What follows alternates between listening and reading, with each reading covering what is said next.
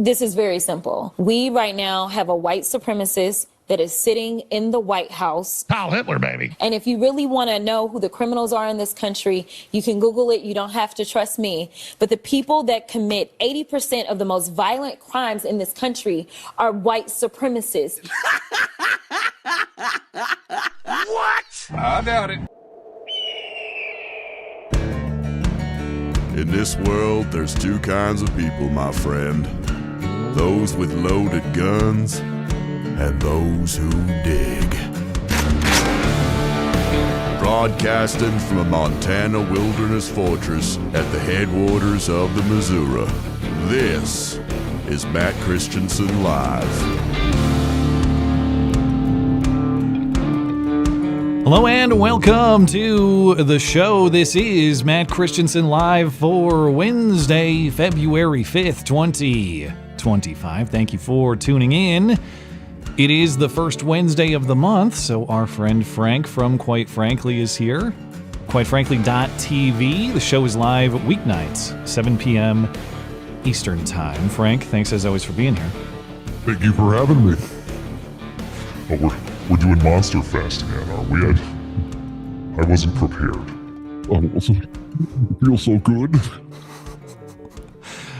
I actually have not pressed the monster button since you were here last. I've not put it to use at all. I feel like I'm stealing the bit. Plus, what did you have me say before? Something about anal leakage or something? What was the saying? No, there's. Let me see if I can find it. It was a while ago. You used the robot voice to. I still have it on here. You are gay.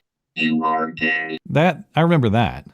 It was the deep vein thrombosis. Oh, that's right. Yeah, my DVT. I don't have that one. I retired it because I don't have DVT anymore. Oh God! Thank God for you. Yeah, I'm coming. Actually, in August, that'll be my 2-year DVT anniversary. And the doctors who could not diagnose the cause of my DVT said, if you get to that point, 2 years, you're free from DVT. Don't worry about it anymore. So I'm counting down the days. Are you going? You should have and every year in August you should have a DVT anniversary show. Maybe it's always like Labor Day. Yeah, so 2 things on Labor Day: my firstborn son, his birthday, and of course my DVT-versary. Yeah, it's Labor Day's big in this family. God, brutal. We'll get to all the big news of the week momentarily. Trump wants the U.S. to take over Gaza. I want to hear your thoughts on this, Frank, and. Later in the show, I'll get to the deranged Democrats screaming at the sky at the Treasury Department. I love it. They've been reduced to protesting in favor of the Treasury Department. Someone please think of the Treasury Department. I know. Yeah. Well, I have so much to say. Go ahead. Amazing. It just shows how far they've fallen. It really is amazing. I can't wait to get to that. But later in the show, I'll take your calls. Batman will join for that. If you'd like to call the show, find the link in the Discord server, find the link in the description rather, for the Discord server. There are instructions and help on the server. Calls will start about an hour from now. A couple quick items of housekeeping. On Sunday, I will be live after the Super Bowl. So that's about an hour later than usual, about 10 p.m. Eastern time. And as a reminder for our super chatters, we are also continuing the Tower of Babble hydroponics kit giveaway. So remember, the funniest, most clever super chatters are going to be acknowledged with this soundbite. I love you. If you hear that, you are entered for the free hydroponics kit, courtesy of our friends at Hope Innovations. All the information at mattchristiansenmedia.com/giveaway, linked in the description for you. Frank, before we get into the news, I wanted to ask you, what's going on with your studio, man? I've seen you talking about this studio situation, and I don't know all the details. So what's actually happening? Yeah. The crazy thing is that it's a lot of local stuff, but then the more I think about it, the more I start digging, and the more I get involved in the situation over here, it becomes a lot more macro. This town has been completely overdeveloped. All of its small town charm has been fucking destroyed. And what we're seeing is that there is a form of, it really is a staging ground for what is a new form of gentrification that I think everybody's very familiar with in this country right now, where you have all these housing developments going up. It's not commercial property because, of course, more and more people are being, working remotely, whatever the hell else. And the owner of this building, a building that is very, very profitable still, and it's a key part of town, has a lot of very romantic charm to the whole thing, early 20th century, wants to try, before there's a development moratorium put in place in my town, wants to try to get the permits in place to turn this into a gigantic, malignant, fucking 12-story tumor of mixed use, which is all residential, with the pool and all this other stuff in the middle of town. We're talking about a 2-square-mile village that has been absolutely choked off because of traffic and everything else. And what's happening is that all of these the residential developments are popping up with zero occupancy. I really believe that all of the buildings that are showing up in my town, it's bringing in traffic, but there's no occupancy, which I really believe it's part of this coast-to-coast operation to bring people into a renter's mentality that you're not owning anymore. And I really do think that at some point, all of the buildings around here are going to be subsidized by the government, and people are going to be housed in there. It's going to be Section 8. It's all this other stuff. You're not getting USAID money for, quite frankly? You've missed out on the subsidies? Dude, if I can just get the $500,000 that USAID was sending to Nepal to turn teenagers into atheists, I would be happy. Did you see that out of all the little line items that are coming out of USAID and things that we know is going on? I mean, just on the government's ledgers alone, whenever Rand Paul puts out the Festivus reports every year, there's tons of shit in there already. But when you see, I'm glad that the books are being opened up on this whole thing. USAID, $500,000 to promote atheism in Nepal. And to see that it's keeping the Associated Press, the BBC, Politico afloat. We have state media.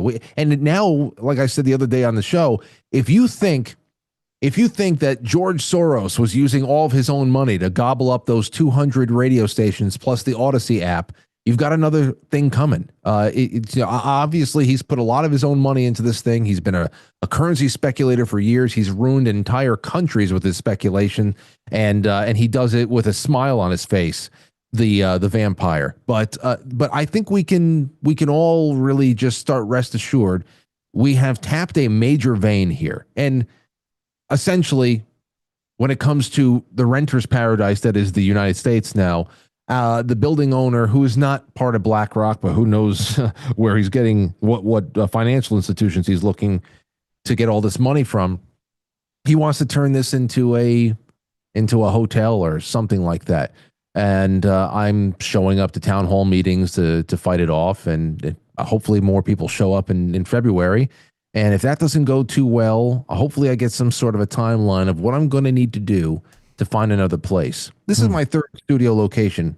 So it's a gem. I'd love to be here for another 5 to 10 years, but I mean, you still haven't been here yet, my friend.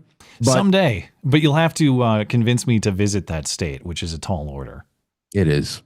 So. I know. I never thought that it would be a tall order to get somebody to come to New York to be on a radio show. And then, and then the last 10, 15 years happened.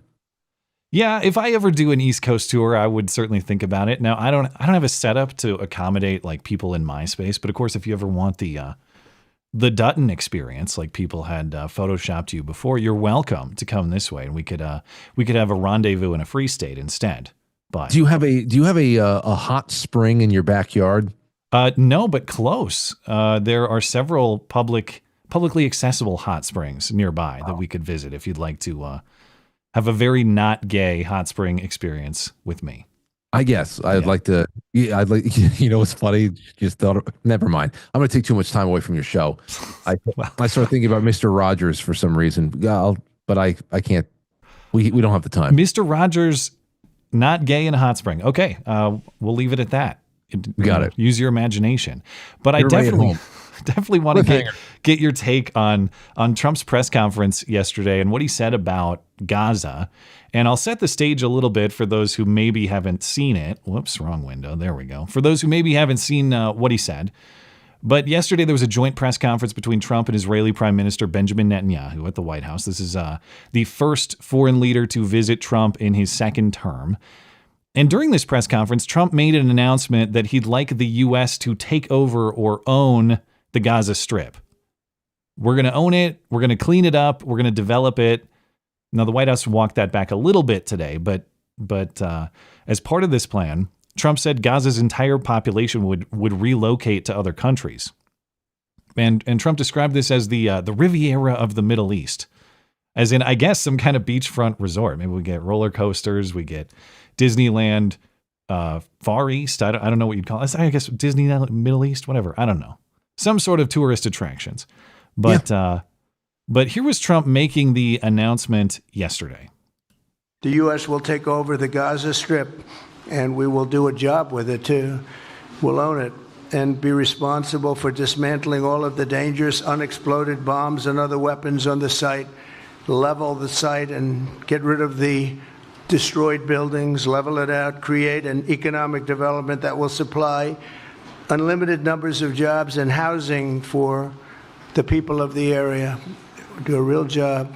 Do something different. You are talking tonight about the United States taking over a sovereign territory.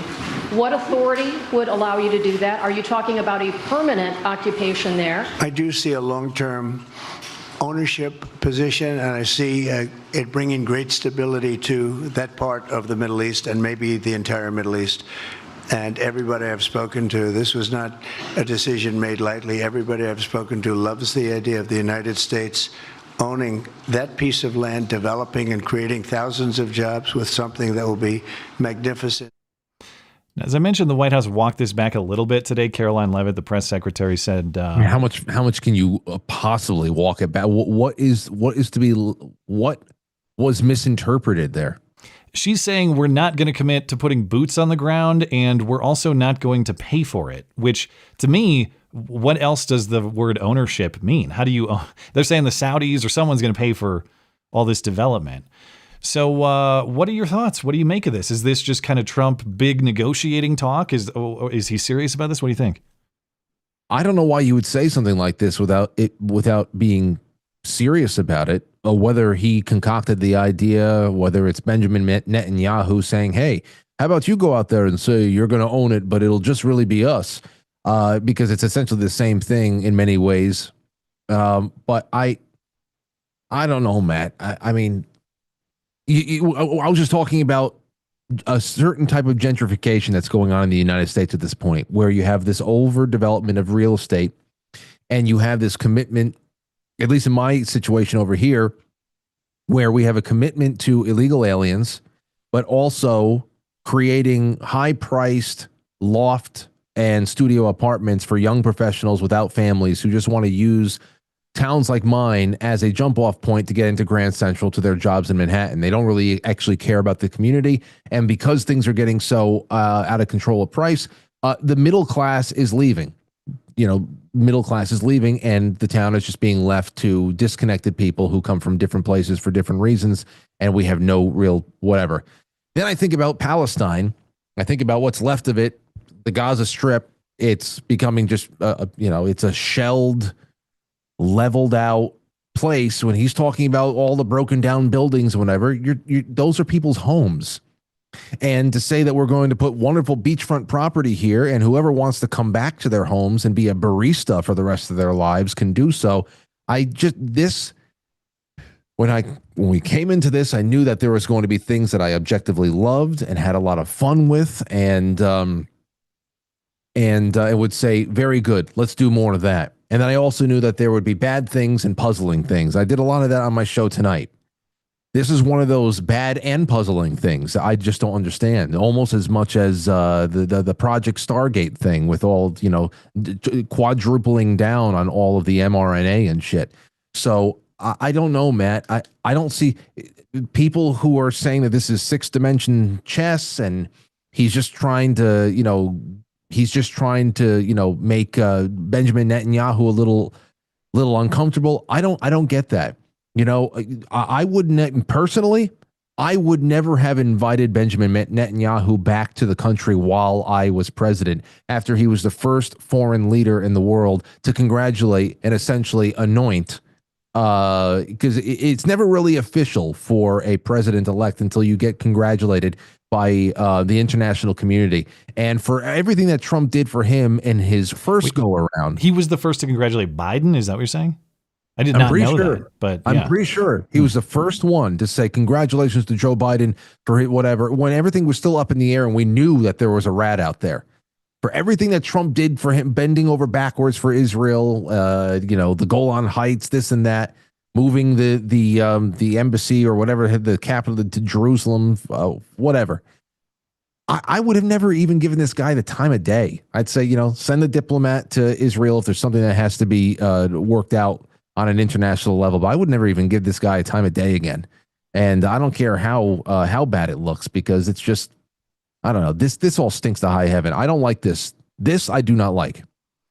Yeah, the best possible interpretation that I've seen is that this is classic Trump negotiation. Start with some big grand thing, and then you never intend on actually doing that, and you set people up to believe you've made a concession later.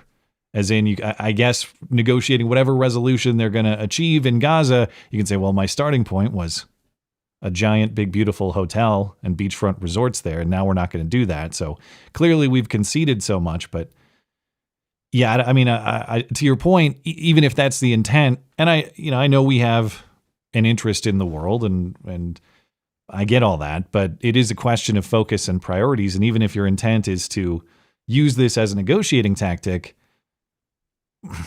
how much attention is best spent there versus in our own country or on other priorities?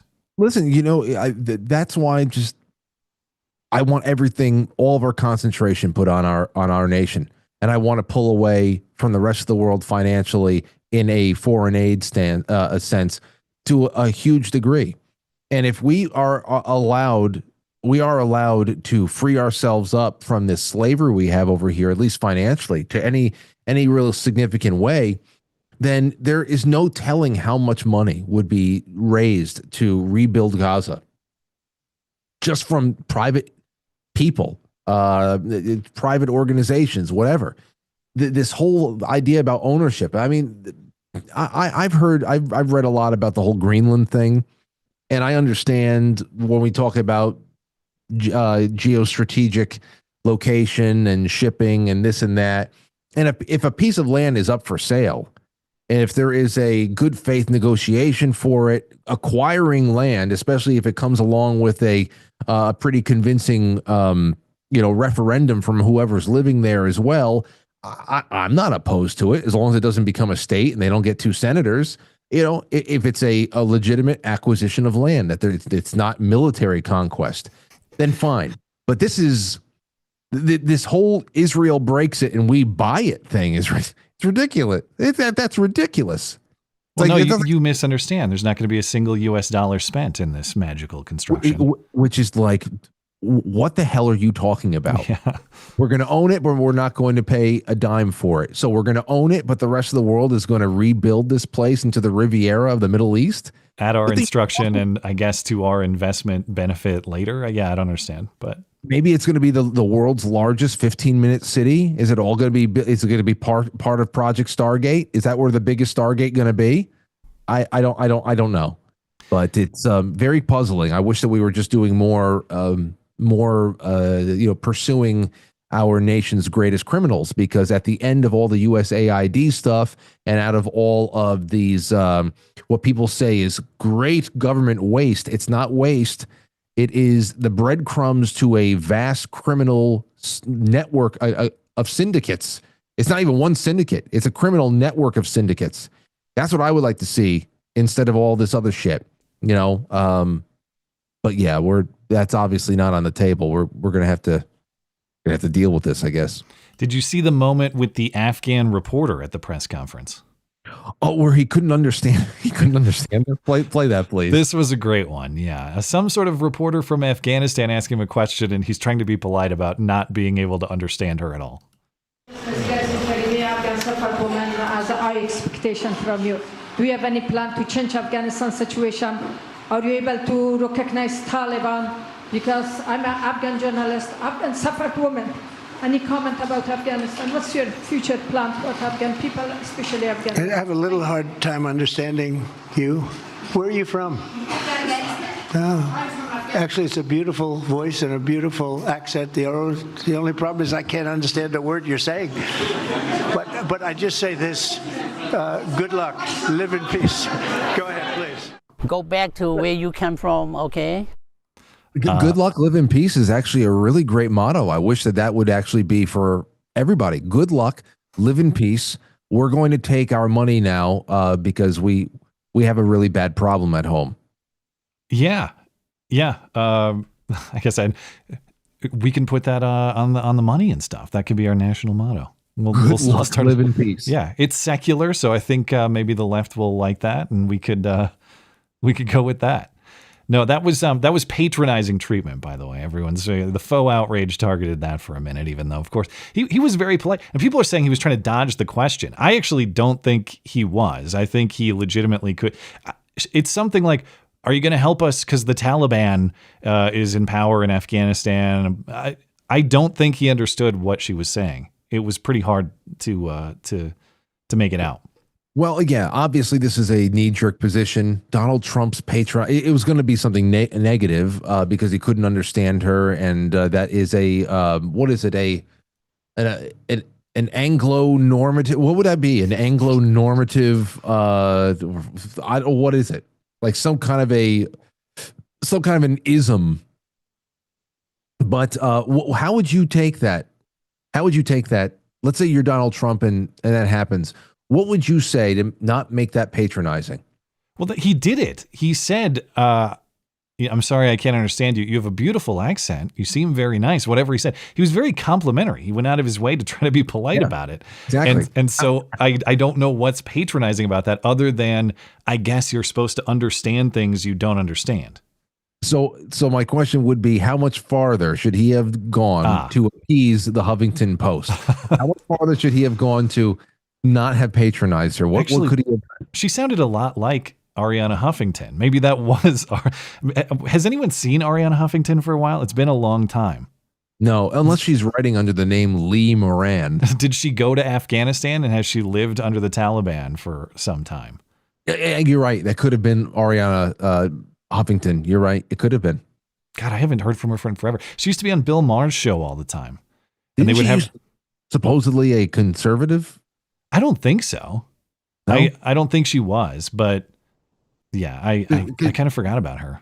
You know what's so crazy about the old world order and the way that I mean, at least in the mainstream sense of things politically, it's so crazy that people like Jennifer Rubin are supposed Republicans. Isn't Anna Navarro supposedly a Republican or was? Yeah, that's what she says. I mean, to think that there used to be a world 10 to 15 years ago where these people were seen as moderate voices, and now it's just like they haven't had masks on for at least a decade now. It's just screeching. This is what it always has been, huh? So many of them have gone independent now too. Now that they're leaving their networks and they're all producing streams like this one. Do you see Jim Acosta's startup stream over on Substack now that he's off CNN?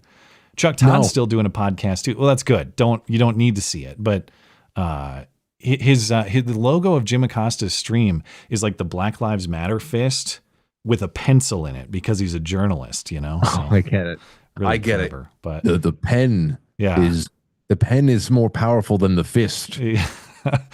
Well, before you're out of here, I want to talk to you about is it really adjacent. Is it the bottom of the hour already? Time flies.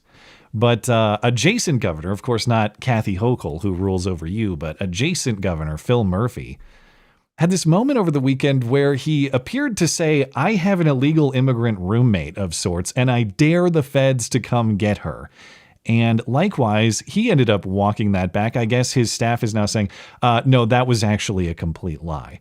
But this, who knew? Who knew they would? Their get out of jail free card is we lie for political reasons. Don't misunderstand. Thank you. Well, But, I think we have predicate. Well, we should just go and snoop around a little bit. yeah, I don't know. See if they can get a warrant on this basis. He dared them. He said, please. Anyway, so ICE has been conducting raids in New Jersey. And so in an act of defiance, Phil Murphy, who was at this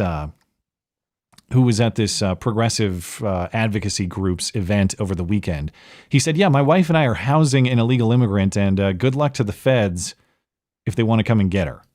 Tammy and I were talking about, I don't want to get into too much detail, but there's someone in our broader universe whose immigration status is not yet at the point that they are trying to get it to. And we said, you know what? Let's have her live at our house above our garage. And good luck to the feds coming in to try to get her. Oh, okay. So let's just talk about the stupidity of these people just for a second, because he's going to great length. He's going to great length to try to preserve the anonymity of this person who has, I don't know, what would you say, questionable immigration status? Yeah, it's not undocumented anymore, like you're laughing at. It's a person whose status is not where they want it to be. Right. Yeah. And they're in our orbit. Their status is not where they want it to be, but it's getting there eventually. But they live in our garage. It's like, okay, well, yeah. Whoever's I don't want to say too much, but here's the precise location of this person. But they might be sleeping in the rafters in my garage right now. Yeah. Oh my gosh, please arrest him. Please. Well, that's the thing. Then it gets to Tom Homan, Trump's border czar, and Tom Homan says, yeah, I mean, sure, if he's saying he's harboring an illegal immigrant, we'll look into it, and it would be my recommendation to prosecute. And good luck to the feds coming in to try to get her. Your comment on all of that? I got note of it. Won't let it go. We'll look into it.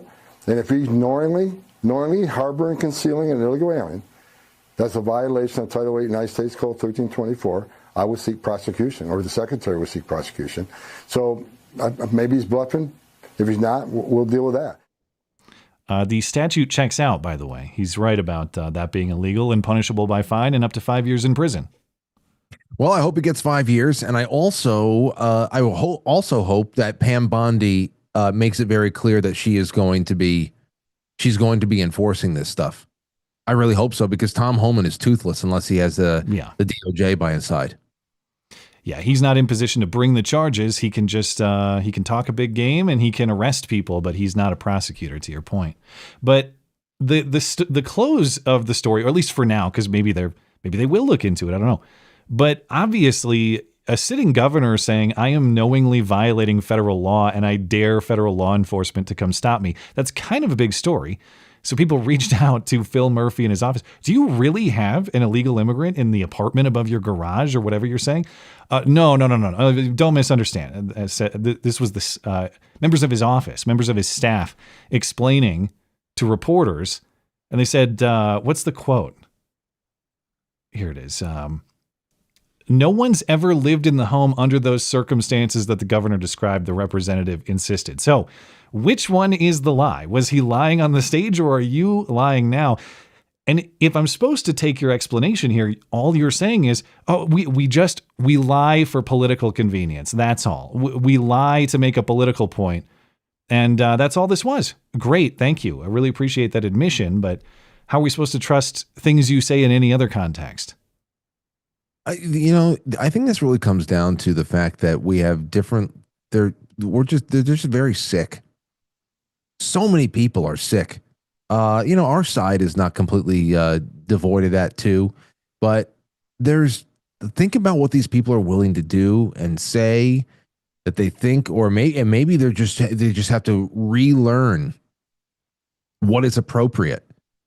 This is something that could have gone. You're in 2016 when Barack Obama, it was sometime over the summer of 2016, leading up to that big historic election. Barack Obama sat down with this Gina Rodriguez chick. I forgot what the hell her name was. Sorry, all my timers went off. And He sat down with this chick to talk about voting rights for illegal aliens. You remember that? No, I don't. Yeah, doesn't ring a bell. He sat down with this young reporter. Hold on, give me just a quick second, because I think it's really it's interesting to see where we've come as far as hold on, let me see here. If you tell me what to search, I can help you find it. What's her name? Let me see. Gina Rodriguez. Let me see if this is it. Okay, yes. Now go. It's Barack Obama and Gina Rodriguez talking about voting. I don't know if somebody's going to have the actual clip where she says, what do you say to people who are afraid to vote, illegal immigrants, whatever? And he said something incredible like, well, if you vote, you are a citizen. Like almost that the act of voting makes you a citizen. It was so crazy. And she gave a look to the camera like, did you hear? Daddy said that anybody can vote if they want to. Oh, like a real meaning. It was incredible. This is from. I'm afraid you're mistaken. I found the fact check. That didn't happen. Obama did not encourage illegal immigrants to vote in 2016. You got to listen. You just listen to the exchange. Okay. The fact check is important. Yeah. So, but the whole point is this is a sitting president at the time thinking he's going to pass the ball to Hillary Clinton, sitting down with a chick who I don't know if she's a citizen or maybe all of her friends are not. Anyway, she's asking on behalf of people who she knows. And the fact that this exchange went on at that high level, of course, Phil Murphy is probably still hung over from all those years where you can talk about this stuff. You can say, yes, I have illegal aliens living in my garage roof. And there might have been a time that wasn't too big of a deal, because who the hell is going to enforce anything? Was it going to be Jay Johnson or it wasn't going to happen. Yeah. So at least for now, it's interesting to see people have to relearn the ropes of what's allowable, because it's this last couple of weeks have been blinding, and there's a lot of good stuff, and of course some things mixed in there that seem pretty putrid, but it's been incredible to watch the reaction of people who really have no more control over their common sense, their critical thinking faculties, definitely not their hormones. And I don't know, we're in for it. It's only the first couple of weeks. I'm down for the ride, man. Well, that's our friend Frank from quitefrankly.tv is where you find the show weeknights, 7 p.m. Eastern time. Frank, is there anything else you want to promote before you're out of here? Oh, I'm just I don't know. Not really. Every night, weeknights at 7 o'clock, quitefrankly.tv. That's where you can find all the places to watch. You can watch it there, or you can watch it on Rumble or YouTube or DLive or wherever the hell else. And I thank you so much for just continually inviting me back, my friend. Well, thank you for stopping by the lair. It is most appreciated. You got it. Thank you so much for your hospitality. All right, there he goes. Quitefrankly.tv for all things Quite Frankly. We'll get through a few other news items before the top of the hour, and then I'll be happy to take your calls. Batman will join as well. But I do have to Frank kind of mentioned it there, but yeah, we do have some confirmation and then advancement for some of Trump's appointees. So Pam Bondi last night, Trump's pick for Attorney General, of course, after Matt Gaetz withdrew from his original nomination. She was confirmed by the Senate 54-46, but wait, there are 53 Republicans in the Senate. So what Democrat flipped? Well, of course, it was based Frankenstein once again. John Fetterman pissing off his own party. And I don't even like Pam Bondi that much. We talked about some of her record and some of the things that she's said about gun rights in particular. So obviously I'm thrilled to have her to replace Merrick Garland, relatively speaking, but I do have questions about her own record, and we'll see where that goes. But I do enjoy the Fetterman versus the Democrats show. So we'll continue to watch that. Pam Bondi already sworn in. She is now your Attorney General. Yesterday, also, RFK and Tulsi Gabbard both cleared committee votes as well, meaning they are now on to full Senate confirmation votes, yet to be scheduled as far as I've seen. These votes were party line, which is kind of as expected, but that's actually good news. Well, it's an accomplishment for both, especially Tulsi Gabbard, who it sounded like she was going to have some tough time convincing a couple members of that Intel committee, but they eventually came around. So it was for Tulsi, it was Susan Collins and Todd Young who were reported to be considering opposing her. They both came around. They supported Tulsi to move her through the Intel committee. That vote was 9-8. The only Republican skeptic against RFK out of the finance committee was Bill Cassidy. And he came around as well. So that vote was 14-13.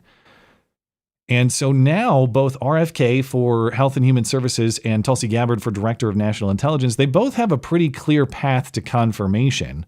Like others before them, assuming Democrat unanimity, they can both afford to lose 3 Republicans and still get a tie-breaking vote from J.D. Vance. But for Tulsi Gabbard, Susan Collins has already said that she'll support Tulsi, which is a big boost. Plus, any Republican who defects could be canceled out by based Frankenstein, John Fetterman. So it does look probable that both are on the path to confirmation now. And that leaves Kash Patel as well, the pick for FBI director. Now, Democrats are, I guess, trying some sort of delay tactic. Maybe Mazie Hirono is cooking up an accusation that Kash accidentally grazed her boob in a crowded elevator. Who knows? But Democrats say they want another hearing with Kash.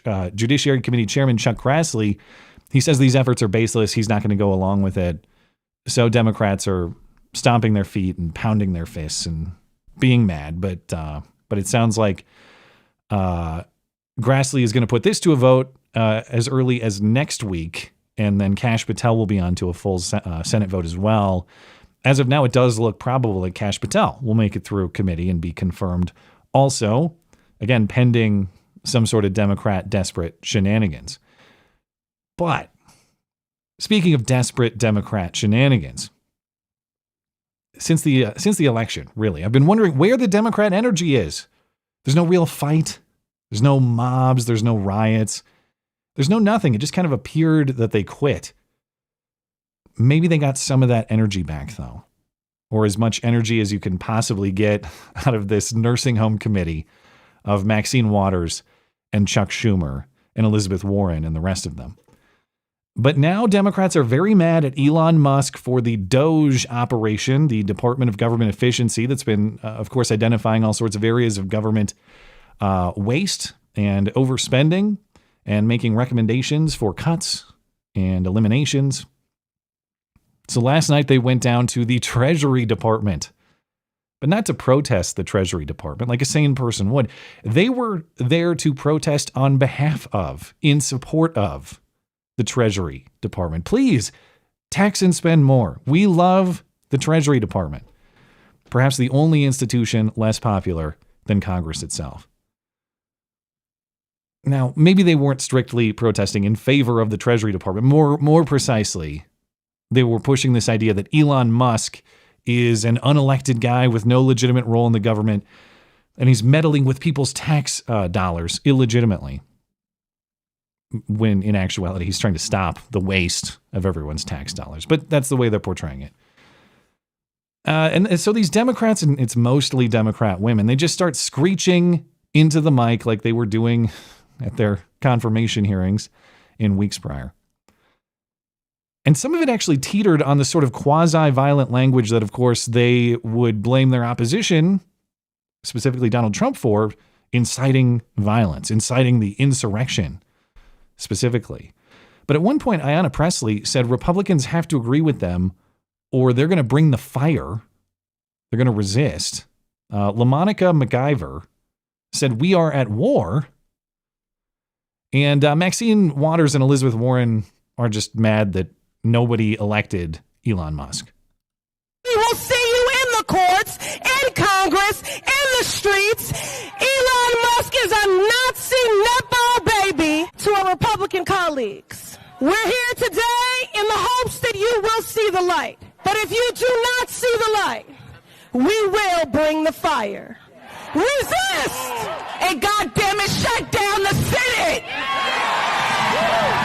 We are at war! We have got to tell Elon Musk, nobody elected your ass. No one elected Elon Musk to nothing. And yet, Elon Musk is seizing the power that belongs to the American people. We are here to fight back. The American people are tired of women. I didn't know Bernie was there. He made an appearance too, I guess. And you would possibly treat the mention of fire as metaphorical, except for the fact that the fire has been literal in many progressive or Democrat contexts in recent years. See Minneapolis, see Kenosha, see Portland, and more. Now, as far as the claim, oh, nobody elected Elon Musk, nobody elected him. I mean, they kind of did, though, indirectly. See this AP headline, September 5th. And you'll notice that's before Election Day, November 5th. Headline AP, Trump says he'd create a government efficiency commission led by Elon Musk. Wow, that's very specific. And that's exactly what he did. This was part of Trump's campaign. That specific plan was advertised before people voted. And Elon Musk was personally a part of it too. Not just that he was mentioned in the reporting, but that he was on the campaign stage. So people knew they were voting for this. Democrats, these guys are going to have to get it through their skulls that people generally actually want government spending slashed because it is completely ridiculous and insane. As far as the accusations of nepotism and, oh, it's a shadow government. Who's really running the country? We didn't vote for him.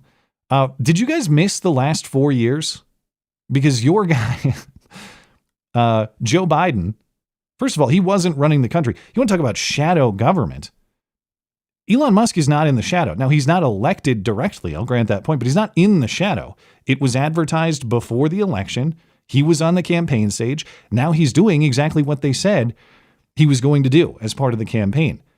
Who the hell was running the country when your guy was deemed too incompetent to run for re-election, which means he's not competent to run the country, but someone was. Those people are actually in the shadows. If you hate unelected leadership so much, notice you loved Dr. Fauci. Big fan of that guy the whole time. In fact, every government bureaucrat is practically worshipped. They all need our protection. They all need our admiration. Not to mention the shadow process of actually removing voters from the selection of their candidate. They circumvented the entire Democratic primary to pretend that Joe Biden was going to run, and he didn't. And then they just installed another shadow candidate, or at least a candidate that nobody voted for in Kamala Harris. These people are the shadow masters, and they're warning us about shadow government. Meanwhile, the government is getting slashed by the people who openly ran on slashing it. And we're supposed to be mad. We're supposed to feel like we've been deceived. I don't think, generally speaking, people really do. But the big lesson here. We will see you in the courts. I always get sniped by my own forgetfulness to turn the clip off. But it's when it's that shrill, it's jarring. I'm sorry for that. I'll never have Ayanna Pressley jump all of us in that way ever again. Got to get better with my duct tape production. Anyway, never send a woman to do a man's job. That's the lesson of what we just watched. Because Chuck Schumer was out there too. And if you need the crowd hyped, you get Chuck Schumer to do it. Chuck Schumer, I think, had to tone it down a little bit because speaking of people who might be in trouble, Phil Murphy, or people who are being held accountable for things they thought they could get away with, like Frank was talking about, Chuck Schumer reportedly being investigated by the Justice Department for his 2020 commentary threatening Supreme Court justices Neil Gorsuch and Brett Kavanaugh. So maybe Chuck has to tone it down just a little bit, but he was still out there giving it his best. We will win. We will win. We will win. We will win. We will win. We won't rest. We won't rest. We won't rest. Current thing. we will win. What happened in November? We will win. You lost pretty dramatically. We won't rest except in our imminent forthcoming graves. By old age, of course. I'm not making a Chuck Schumer threat there. But when I mentioned at the top of the show just the enjoyment of Democrats being reduced to this scene, Chuck Schumer trying to hype people up to rage on behalf of the Treasury Department, that tells you just how defeated these people are, and it's impossible not to enjoy. But I want to get into a little bit of this USAID stuff, or USAID stuff, and specifically what's going on with Politico. And I guess what CNN is calling is just all a big conspiracy theory. But headline CNN this afternoon, the White House says it will cancel $8 million in Politico subscriptions after a false right-wing conspiracy theory spreads. Now, claims were circulating X and other social media platforms the last couple days that Politico and the Associated Press were receiving millions of dollars from the U.S. Agency for International Development, or USAID, USAID. It's one of the organizations that Trump and Musk are targeting. They've laid off, I don't know if they've laid off the whole department, or, it's under aggressive scrutiny right now, because when Frank is talking about grants to promote atheism in Nepal, that's what you're talking about, USAID. And so there was these reports circulating on social media. Politico actually received a bunch of money from USAID. Not precisely, but close. It turns out that Politico indeed did receive some $8 million in subscriptions to their premium platform, Politico Pro, from all federal agencies combined last year. So these aren't, according to the fact check at least. No, this is not what it appears to be. These are not taxpayer subsidized subscriptions to progressive political propaganda. This is actually vital news access for federal employees. That's what we're supposed to believe. So here was Press Secretary Caroline Leavitt talking about it earlier today. So upon coming out here to the briefing room, I was made aware of the funding from USAID to media outlets, including Politico, who I know has a seat in this room. And I can confirm that the more than $8 million taxpayer dollars that have gone to essentially subsidizing subscriptions to Politico on the American taxpayers' dime will no longer be happening. The DOJ team is working on canceling those payments now. And the rest of the fact check from CNN is just a bunch of actually, it's not USAID money. It's just all federal agencies. Yeah, okay. But the point remains, why is our government spending $8 million a year to prop up what is a lot of left-wing propaganda nonsense? Do we care if it's USAID, as in USAID, or do we care if it's part of other pieces of the federal budget or other federal agencies? Easy to waste of taxpayer money. Yeah, it kind of looks like it. That's the controversy, not the technicality of which piece of the budget or what agency, this one and not that one. But we have to ask the question, well, what the hell is Politico Pro? What makes Politico Pro so amazing that we need $8 million in federal money to be paying for it? What service, what value is this providing to our federal agencies and our federal employees? You look into it, and that's where it gets, it's not clear at all. It's totally ambiguous. So apparently a Politico Pro subscription costs something like $10,000 a year. So what are they getting for $10,000 per subscription?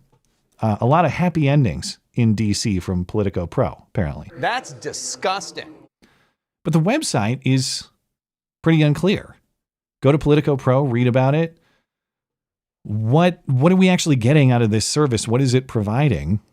Well, you get policy news. Okay, great.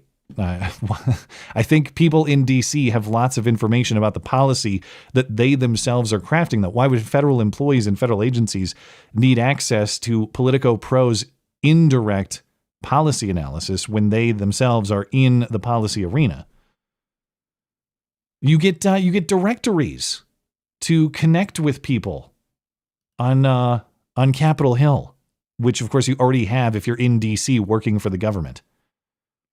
You get campaign race maps, as though that's not widely available for free already. So what exactly is Politico Pro? Is it just a way to launder government subsidies to Politico? Now that's a big accusation, I know, and you need big proof to say something like that conclusively. But something here doesn't really add up. What is the value here for $8 million annually? Why is Politico supposedly offering our government inside information and inside analysis on the government itself? Why does the government need... The government is an insider for the government. They don't need some sort of third-party analysis in that way. So Politico Pro, something very odd is going on there. And those payments are now gone. So we'll see how much Politico relied on the public money coming into it through Politico Pro, and we'll see if their business suffers any consequences. This was all spawned by Politico having some kind of payment problem where they didn't pay their staff on time within the last couple days. And so that caused people to dig into whether Politico had connections to USAID, and all this stuff came out. So it doesn't look like the payment thing is actually connected to USAID and all the stuff going on there. It looks like it's coincidental, but it's definitely true that Politico is receiving millions of dollars in public money, or at least did last year, for reasons that seem hard to explain. And as this particular post on X asks, and I think is a completely fair question, if this is all way off base, just be a little bit more transparent about Politico Pro. What does the subscription base look like? Is the government just a small fraction of that? What is actually going on here? It'd be nice to know, but we'll see if we get that information. Also caught up in the USAID crosshairs is Mary Poppins censorship lady Nina Jankowicz, who of course was supposed to lead Biden's disinformation governance board until it got shut down. Now, Nina will always be dear to me because Nina wrote my very first hit piece about the Tenet media scandal back in the fall. And she called me and everyone else involved a useful idiot. But she actually referenced me personally, and she misspelled my name. And just disrespectful. You finally give me a hit piece and you misspell my name. But that's what she did. And she took issue with the fact that I told her to go monitor her baby instead of trying to monitor the entire internet, which I stand by. And after she wrote this, I did email Nina and asked her to join me for a conversation to resolve our differences. And I would have done that in good faith. This wasn't like some trap thing. I've made accusations against you. You're making accusations against me. Why don't we just discuss this? And I got crickets from Nina Jankowicz. She never responded to that email. She blocked me on X. And, I guess it just wasn't meant to be. I'll never have my resolution with Nina Jankowicz. But Nina Jankowicz has been throwing a fit about USAID and the scrutiny on it. And that's probably because she gets money from USAID for all her efforts in trying to censor people. Now, her Center for Information Resilience, one of her operations, that's based in London, that got USAID money, according to its own site.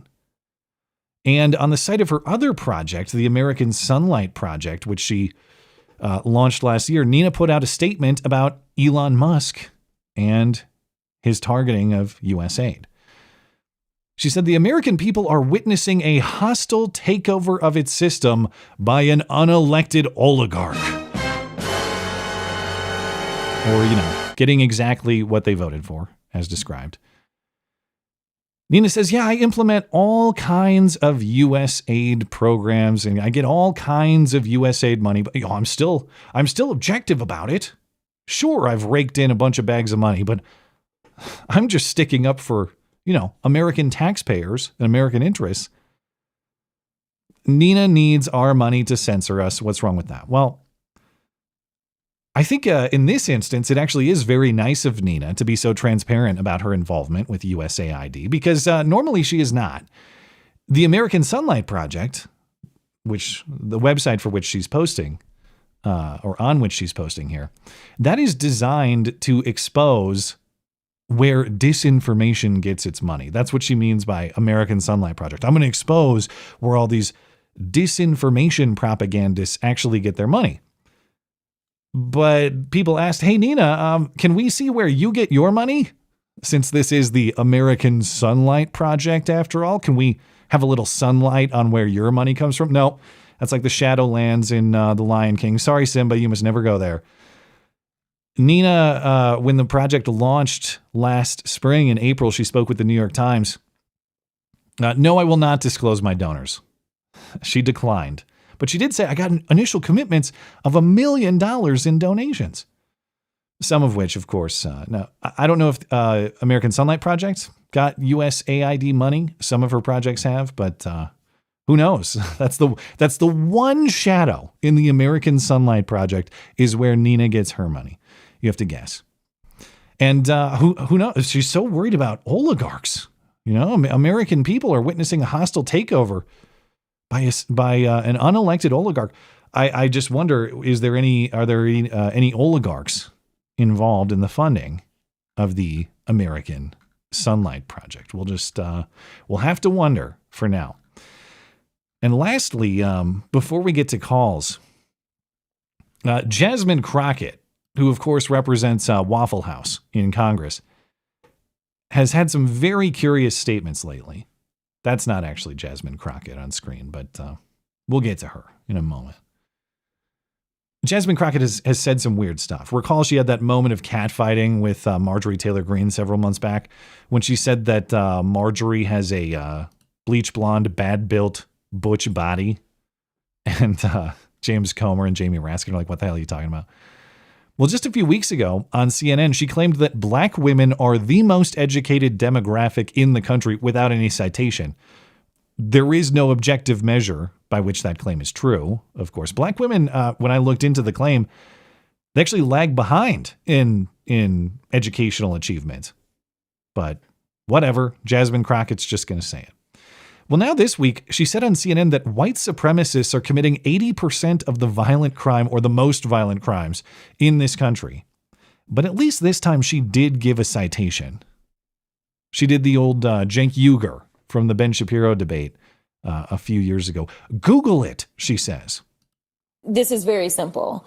We right now have a white supremacist that is sitting in the White House. He is backed up by other white supremacists. And if you really want to know who the criminals are in this country, you can Google it. You don't have to trust me. But the people that commit 80% of the most violent crimes in this country are white supremacists. Yet for whatever reason, they sit and they serve at the pleasure of the president. They are the ones that were there on January 6th, tearing our democracy down physically. And now we have them tearing us down right here from within.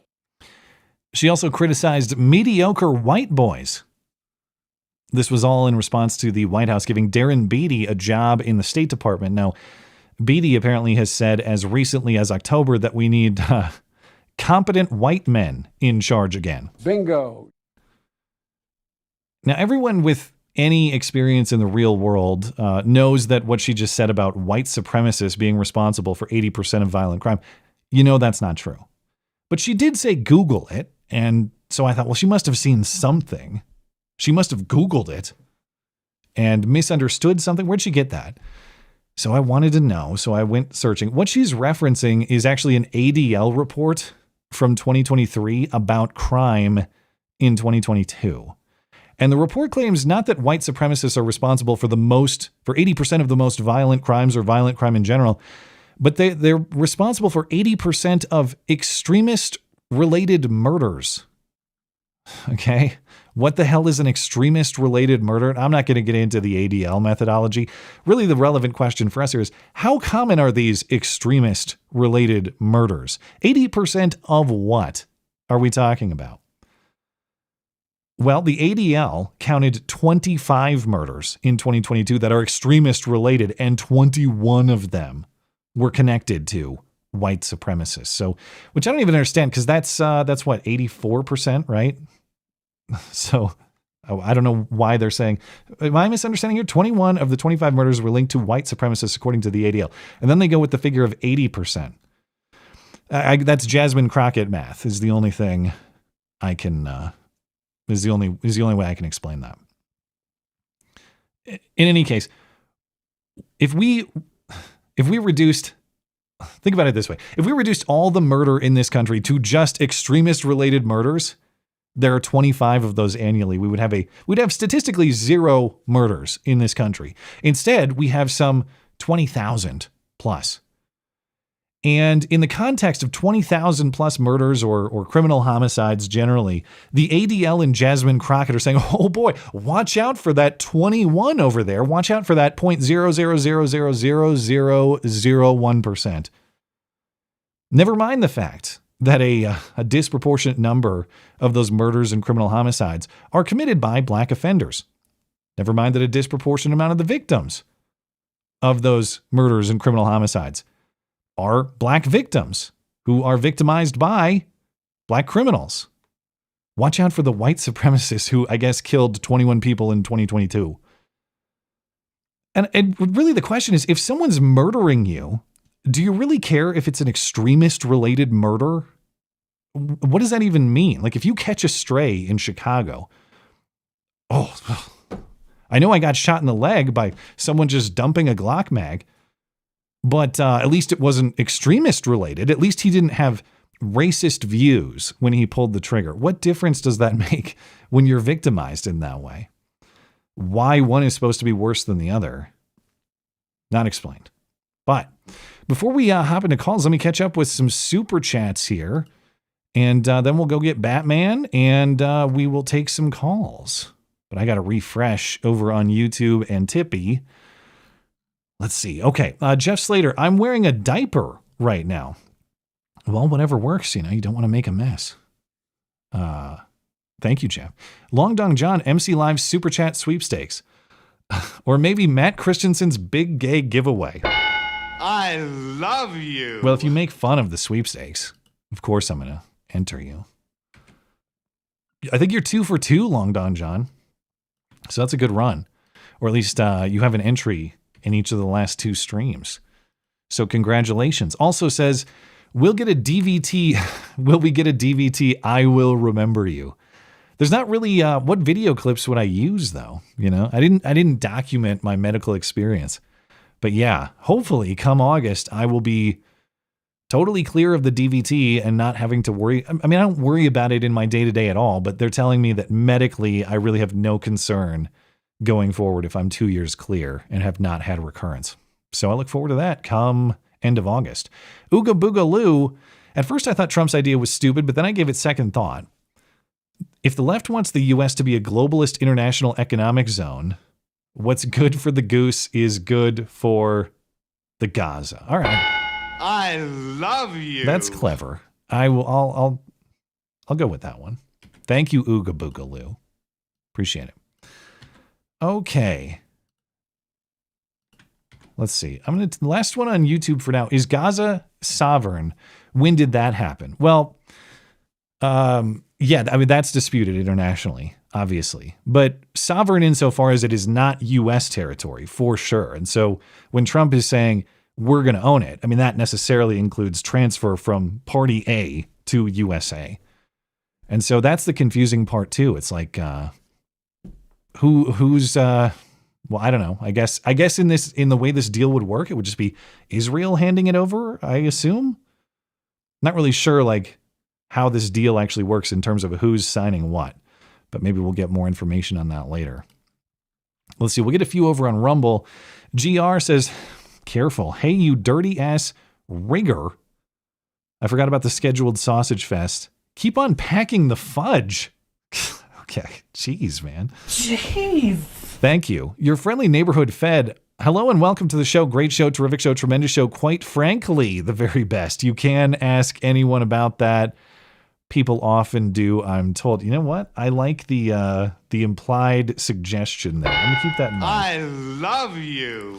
For people who are getting entered into the giveaway, I didn't really have a lot of time at the top of the show, but I will remind you, if you want me to be able to contact you when or in the event that you win, you got to head on over to the giveaway page on my website and just let me know the email address connected to your Super Chat account. And that way I can contact you if you are selected in March. All right. Friendly Neighborhood Fed also says, tonight in class, my professor had a folder on his computer called, no joke, Unabomber Manifesto. All right. Given that his name is Hamid, I would not have guessed that Uncle Ted was his favorite terrorist. That's true. He does. He probably has a wide selection of people he admires in that regard. You might be right, but that's very interesting. I'm sure he's reading it for intellectual reasons, philosophical reasons. Good luck in class. GR says, I disagree with Frank. Not all gentrification is automatically bad. You can't keep a place ghetto as fuck. You got through the censors. Good job. So that losers and poor people can afford to continue living there. You're way too generous about this. I want to know how old this alien chick is. Me suspects some Epstein behavior. That's true. I didn't even think about that. I actually did not think sex trafficking at all, but you might have a point on that too. I was thinking more like Consuela. She just cleans up their house. But you're talking, full on Epstein behavior here. Theorizing, not accusing for legal reasons. Maybe he let it slip for the illegal alien invader clout. Maybe. All right. Omelet Overlord. Holy Bandera Batman. How can you figure out which protester is the Mexican immigrant? Are you talking about... Wait, is this connected to Phil Murphy? Or I guess I lost the context there. Which protester at the Democrat protest, you mean? Anyway. Thanks for supporting the show. I appreciate it. Likes to watch. Always nice seeing Frank. Please pass on our appreciation to him if you get the chance, Matt. Hope you're doing well, Matt. Cheers. Of course, I always do. Frank is not only a great and highly appreciated part of my stream, but I consider him to be a good friend too. Even though, like he said, we've never actually met in real life, but maybe someday. And Frank knows that he's appreciated not just by the stream, but by me personally. And so we look forward to having him on. Thank you, Likes to Watch. Okay. I do have... Let's see. Over on Odyssey, Matt, what do you think about Elon wanting to remove USAID? I like it. I'm a fan. Sorry, I wanted my. I thought I had a button prepped for that, but it disappeared on me. Never mind. It's too late. Good. I'm glad. I appreciate what he's doing, and I appreciate the information that's coming out on just how ridiculous and absurd our government waste actually is. I know, like Frank was saying, we get a lot of this through Rand Paul's Festivus report each year. But this time there's actual movement on not just identifying it, starting to cut it, starting to actually slash it. And that's awesome. All right. D-Live, we're good. And okay, I'm overdue to go pick up Batman. So appreciate the super chatters. And I will, I'll check back with your super chats at the end of the stream. In the meantime, I got to go find Batman, and I'll be right back.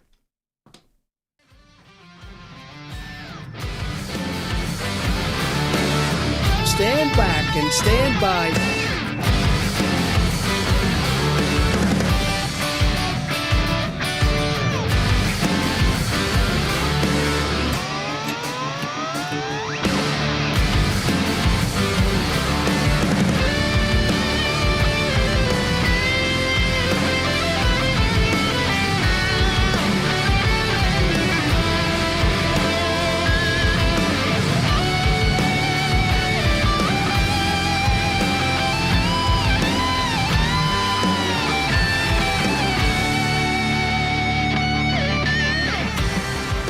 Hello, sir. How are you? I am well. You know, I made a mental note because every time I've done the stream, or seemingly every time I've done the stream where we start taking calls, I always forget to unmute myself in the Discord server. And then I pull in the first caller and they're like, hey, man, you're muted. Stop being an idiot. So finally, I have actually, I have defeated that this time. And I unmuted myself in the Discord server. So I'm very proud of myself. But you'll find some other way to make it duct tape anyway. Yeah, I assume. Let's see. I'm going to get who's up first. And actually, your mic is coming in a little quiet for me. I don't know if you can bump it, but I can bump it in a second. Or just, get close to it. Yeah. Bruce Lecat. Bruce, go ahead. Hello there. Couple things. First is a pretty quick question. And what's your favorite gas station again? well, if you have to ask, do you even listen to this stream? No, it's Town Pump, which is a Montana chain of gas stations that I would consider that almost to be a pejorative, because these are palatial, man. These are the finest convenience stores that exist, and I know Buc-ee's fans are going to tell me to visit Texas and Oklahoma. No, I'm team Town Pump till I die. Yeah, that's what I've heard. I don't really understand you Americans and your love for gas stations, but I heard Speedway is pretty good. That's what somebody was talking my ear about. What Having a car is an American thing, and gas stations are part of that. What country are you from? I'm Canadian there. Oh, okay. Oh, yeah. Well, my condolences. No, I'm just kidding. It never a dull moment up there. I mean, I didn't even talk about that tonight, and I don't mean to use to take over your call. What I'm more so calling about is your tariffs situation. Yeah. Okay. And because I think you had kind of a bad take on Sunday when it came to them. Okay. So your kind of take was essentially like, oh, Trump wants better border security. Why would we kind of be against that? And that's how we can avoid the tariffs. But if you look at the border between Canada and the US versus USA and Mexico, it just doesn't really make sense in any sort. You're looking at 21,000 or like 22,000, I guess 2,100 pounds of fentanyl coming across there, while you're looking at about 43 from Canada. And that's not even talking about all the drugs that travel from the US to Canada, because I'm sure there's probably tons of fentanyl traveling the other way. Yeah, but I don't think Trump's position was we won't work to secure that. Why should... I guess my question is, I don't mean to mischaracterize, so you correct me if you dispute it. Why should the position be that's fine? Nothing to worry about here. Yeah, it's not saying that's fine. It's more so saying, why are they being treated the same? And what are you really trying to get out of it? It's like there's going to be illegal activity that happens regardless, and obviously should try and stop that. But you're making a big thing. It's like, making a mountain out of a molehill there. Well, I don't know if I agree with that premise. I would agree with your point that the scale of the problem is different. But I don't know that I agree that because the scale is different, the obligation or if that's too strong of a word, the good idea that is working together, that Canada is just excused of that. Why shouldn't we work together to make sure that border is as secure as possible, to make sure that human trafficking and drug trafficking is not going across that border either way? Yeah, I think the other thing too is like it's acting as if Canada's not doing anything or hasn't been doing anything, while we have. And then if you look at things like illegal immigration and traveling, it did go up. From my understanding, it did go up as far as people going into the US, but as far as people from the US going to Canada, that drastically increased when Trump was president the first time, and has been increasing now that Trump is president again.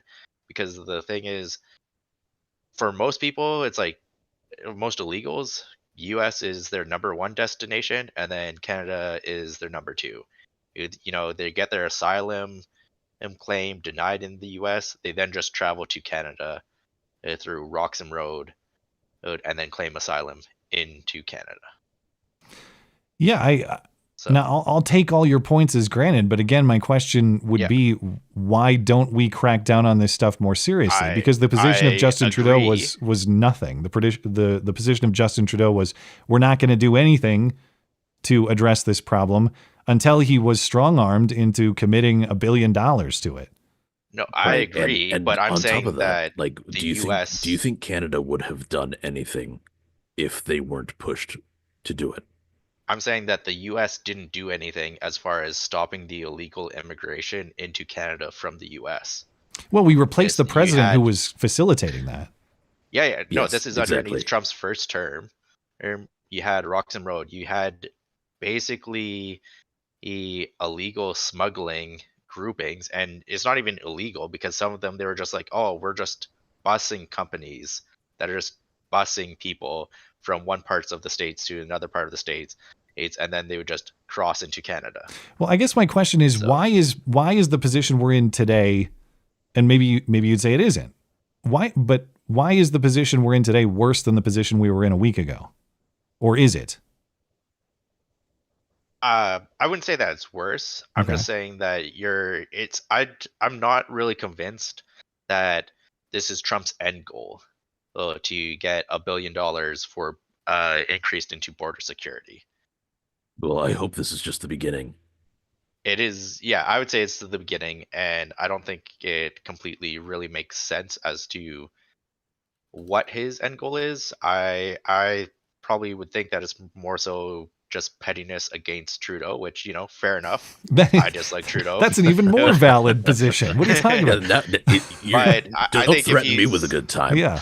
I think if Trump's being smart, what he should do is maybe threaten 25 tariffs across all of Canada and then no tariffs at all for Alberta, and he would have a good chance of claiming Alberta based off of that. On that point, yeah, but maybe we could agree on that because I think we could arrange a trade. I would take Alberta. Alberta seems You pretty don't even cool. need to arrange a trade. The thing is that when he was arguing for tariffs onto Canada and maybe excluding the energy sector, the Trudeau was threatening to put self-imposed tariffs, export tariffs, on Alberta. So then we would then not send our oil to you. And then as Albertans, we would then be very upset because that basically destroys our economy and it's self-imposed, and would want to leave Canada and join the US. I take it when you say as Albertans, you are an Albertan? Yeah, I'm an Albertan. I want to take a vacation up to like Calgary and Banff and stuff. That seems like it'd be cool. I'm Calgarian, so. Oh, it's not. It's like a 6-hour drive from here. It's not super far. And I'd like to head up that way. And my family's been wanting to do that for a while. It's just we were banned during COVID, unless we were to fraudulently enter your country with fake vaccine records or something like that. Yeah, it's you were stopped by the science.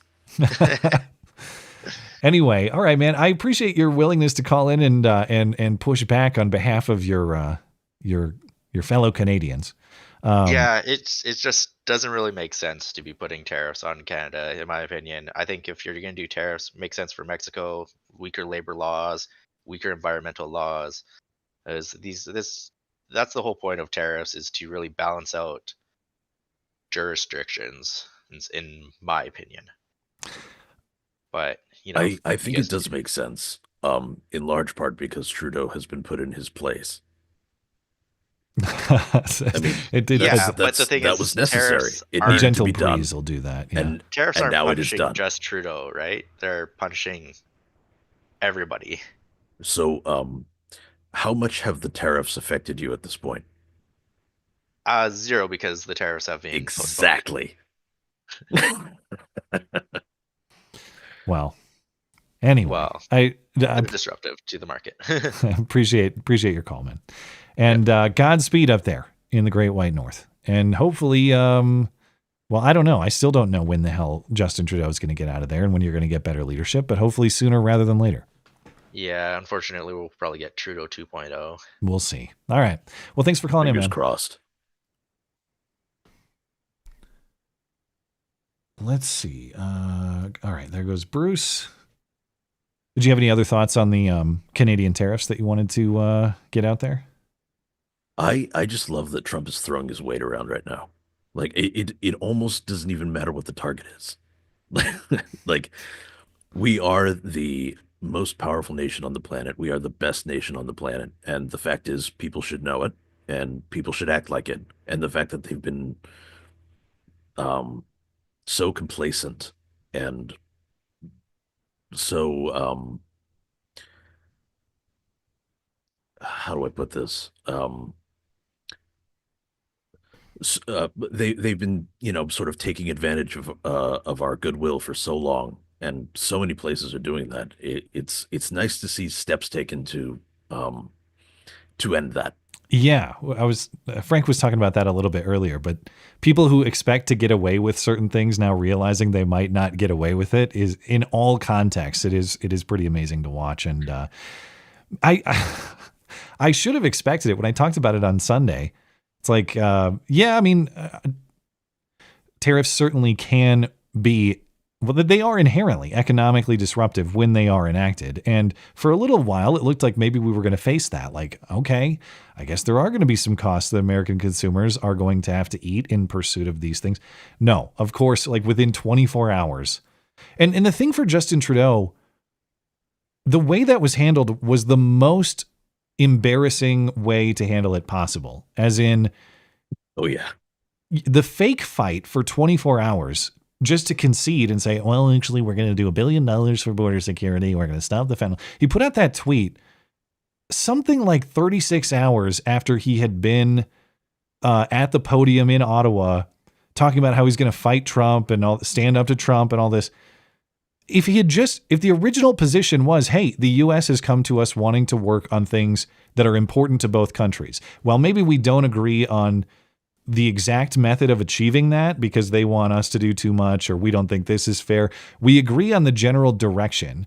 And for the benefit of both countries, economically and as far as immigration goes, we're committing to work together to resolve this. A statement like that would have worked wonders. Instead, it was a fake fight for 24 hours, 36 hours, and then the embarrassment of caving. And I didn't think that Justin Trudeau was capable of more embarrassment, but he has plenty left in him, apparently. I mean, I like the way it went. I like that he's been thoroughly humiliated on the world stage. I like that, he's not the only one. And I hope he's not the last. Well, his time in power is expiring. Maybe we'll get another good show of embarrassment before he's done. But I'm sure they'll replace him with another Castro, like Bruce said. But yeah, we'll see. Yeah, Joshy boy, what's on your mind? Hey, good evening. If I sound a little stuffy, my bad. I don't know if I'm coming down with anything or not. I thought you were sick last week. I thought I was, but apparently I had gotten over whatever it was. But anyway, there's a couple of stuff that I wanted to briefly go over. I'm going to be mindful of everybody else's time. The first and most obvious one is is that whole protest at what was it, at New York? Everybody was so low energy and everything. Are you talking about the Democrats? That was D.C. Oh, that was D.C. Yeah, they were at the Treasury Department. Oh, Yeah. that's right. They were Okay. protecting the precious IRS. I don't know. This used to be fun. Like, it used to be funny or infuriating. Now I just don't care. Right? You've reached the Every time stage of apathy. It definitely was a boring show by their standards. They didn't actually have the fire that they were talking about, metaphorically, or the actual Antifa fires. But I mean, they were never creative with their chants or anything like that. But it was always fun to watch, or sometimes infuriating to watch. I used to get a lot of spirit out of it. But now it's kind of like your favorite franchise has been ran into the ground. It's just I don't care anymore. wait, they right? were your favorite franchise? No, I'll say those I- like a I favorite get what you're franchise. saying. You know, Yeah. something like Marvel or Star Wars. How it started off great, and then it was kind of being run into the ground, so it infuriated me, and then it just keep plowing it deeper and deeper, and you're just like, you know what? I don't care anymore. It's I watch it. Trying to get a rise out of it. I Go ahead. appreciate it for different reasons. Now, like back in 2020, the antics of the Summer of Love, mostly peaceful protests, that was highly entertaining, but that's even the wrong word because it was enraging. They're burning down major portions of American cities and largely getting away with it. In this case, it is entertaining in a completely different way, which is this is extremely sad. Chuck Schumer hype man, we have reached those depths. Yeah. So Well, I think it's we've funny. finally broken their spirit. That's what has happened.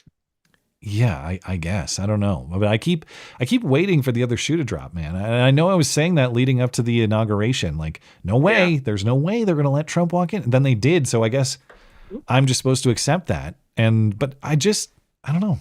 Something's coming. It's still too quiet. Even if they're, God, them yelling into the microphones. That was not too quiet. I don't know. I think we have roundly and soundly defeated them, and they're just giving out the last burst of energy before they finally die out. Do you think But, their spirit you is know, actually to- broken? Like, I don't mean Chuck Schumer and Maxine. I mean like the diehard Antifa, Black Lives Matter, on the street progressive, whether they're paid or otherwise. Like, even if you're a paid activist, you still have to have some enthusiasm for the cause, generally speaking, to even sign up to do that in the first place. Is that actually broken? Are they gone? I'm not really sure. I'm not really sure that's true, actually. 'Cause, I mean, I think that there's definitely some sort of commitment to the cause, but I think it's less than you think. Like I think it's the mob for largely- hire is purely motivated by money. They don't care about the cause at all. I think they're a lot more mercenary than they are. Yeah, that's fair. I don't know. Aligned with the ideological. cause, motivated by the ideology. Right, and you can tell this because when the weather's bad, they don't show up. Yeah, that is very true. They don't really show up when the weather is bad. Well, besides their low energy and protesting and everything, which I thought would be entertaining, but I was disappointed. The other thing that I found extremely funny was the whole white supremacist comment, right, by Jasmine Crockett. I don't mean to And I keep was- baiting you every week, by the way. I'm not trying Well, to do that, but I can't help It's with not Jasmine. even you doing the baiting, right? Yeah. That's just a natural occurrence at this point. So I was gonna comment about the 3 black women who were speaking at the protest, but I was like, no, that's too easy. But then like, we come to Jasmine Crockett, and it's like, sure are a lot of dark-skinned white supremacists causing a lot of these murders and stuff.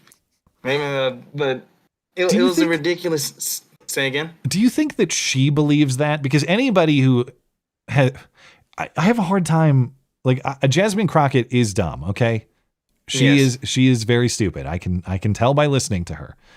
But is she stupid enough to believe honestly that most violent crime is committed by white supremacists, or is she I think she's knowingly that lying? retarded. You think she's that dumb? No, I don't think she's that retarded. Okay. I think she's just speaking like most people. They just speak to try to drum up some drama and everything. If she is that retarded, then that wouldn't surprise me. And again, it'll disappoint me because it was like, well, we all saw this coming. She says stupid things in order to try to get sound bites or whatever. Maybe she does actually believe it, but I don't actually know. I just can't be bothered with it. The last thing is kind of more so on. Well, just 2 things actually, so I'll make it real brief. I promise. The first is the briefest, which is the whole Trump and Gaza thing. This is the first I've heard of it. I don't pay attention to the news a whole lot, but I do think that Trump needs to focus here on America first. You know, focus on the main storyline, and you know, you can get to the side quests later when everything is said and done here. I don't really care. I'm not trying to say I'm neither for or against Israel or anything like that, because there's biblical terms in that. But also, I don't really care for them at the very moment. We got a lot of issues here that I would like to see resolved. Are you aware of, have you ever gone to the gas station and either seen an Indian, or as we like to call them, a Pajit or a Pakistani? A 7-Eleven American, please. This is a family production. Have I seen an Indian at a gas station? It's like running it. The only Or a generally convenience the store? Indians around here are visiting Yellowstone, or they're in a tourist role. There's not a lot of like Indian workers around here, but I am generally familiar with the stereotype you're referencing. Apu exists for a reason, yeah. Well, there's been a lot of that going on here, and it's not even just the Pajits that are doing this. We also have some Pakistanis and maybe sometimes even an Asian here or two, because I've noticed that some guys that I actually know who used to run this kind of shop are now running a different shop. And what I was explaining is that when it at least comes to gas stations, they don't make any money out of gas. So the reason why you don't see, I don't know if you've seen this where you're from, but down here where I'm at, if you ever go into a gas station that has that's being ran by an Indian or a Pakistani or whatever, they don't have their stuff marked, right? They don't really have things like snacks or anything marked. You have to And so guess this the price. Is that what you're saying? Say again? There's no price marked on it. You just take it to the register, and it is what it is when you get there. Yes. Is that- okay. So, for example, I needed to get some chapstick one time while I was out and about, and they usually come in this little packet. You can get something like that at Walmart for like maybe $1 or something. The one that I got, because I was at a MAPCO or a Hop In. I'm sorry, they got bought out, but the only one of those cost like almost $4, and I was needing two of them, right? For And chapstick? Yes, for these tiny ass things you can lose very easily. I told Okay, 'cause that's a the scam. clerk behind it. Yeah. Yeah, the clerk behind it, I knew who he was because I buy my tobacco from him, right? But I was like, no, dude, I can't. I'm not paying $8 for two pieces of chapstick that I might accidentally drop and lose. That's bullshit. So I went to a Family Dollar and got similar for like what, just under $3. Is that is it a strategic thing? Are they trying to ambush you with a price, or why do they not mark it? Well, the reason why you can see that at a gas station, from what I was explaining, because I have a buddy that I meet up with, he explains it to the fact that since they don't make money out of gas, since it fluctuates, they make their money out of the store itself. So Yeah, when you yeah. go in to buy snacks and drinks and stuff, that's how they make their money. That's why Town Pump is the way it is. You know, gas is just it's a side thing. It's there, but you're going there for the snacks and the beverages. Yeah. So they can price it to whatever they want in order to try to make as much money as they want to. And I guess it's the same way for convenience stores. Just make sure you check the expiration dates on those because they tend to be like a few months out of date or anything.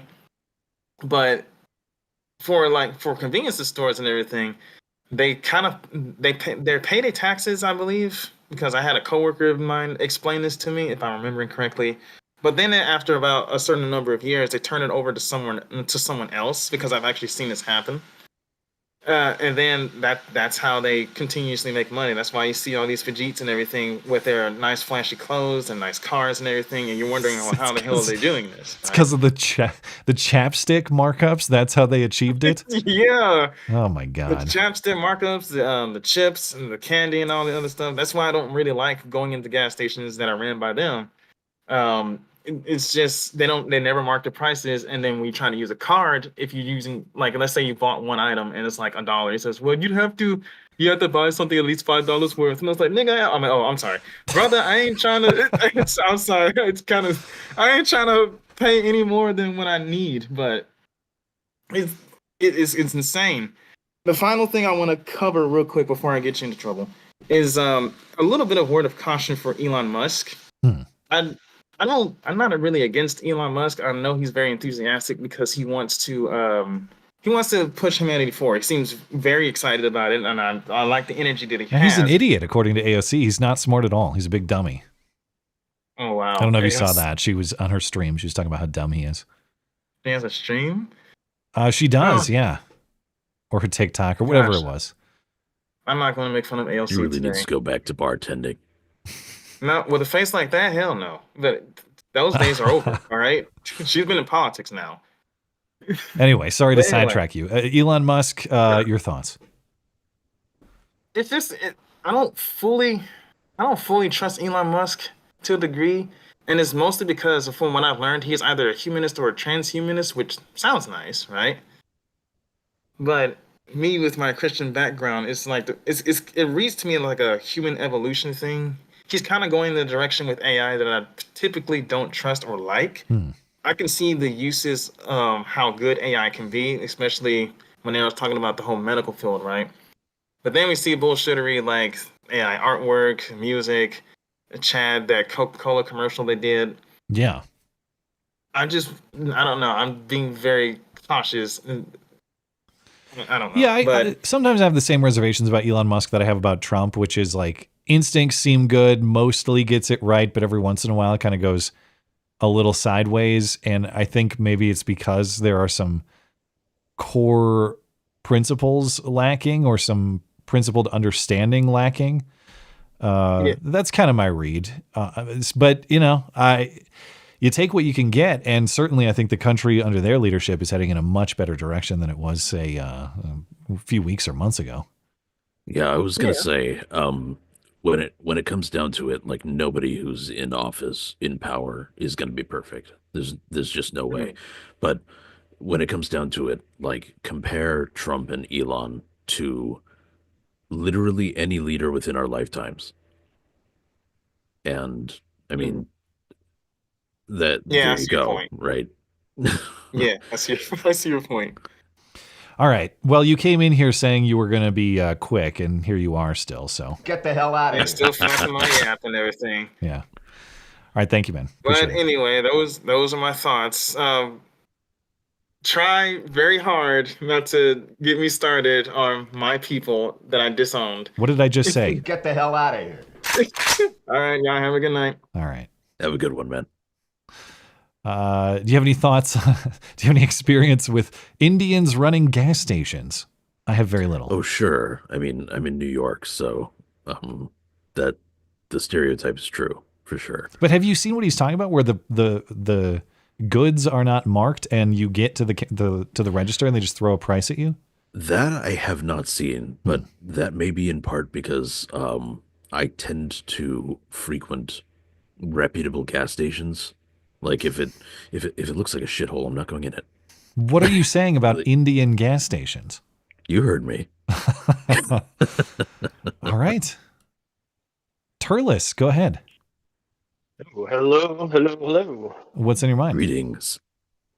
Hi there. Well, just want to say, first of all, it's nice to have Batman on. I've liked that movie intro of yours for a long time now, so good job on that. Maybe it's coming back with all the pressure on me to restore movie reviews. Hey, I don't know. I'll just plug myself. You need somebody to talk about movies with? I am your man. Well, we're gonna have to have Batman redo the voice, though. This is the Matt Beep movie review.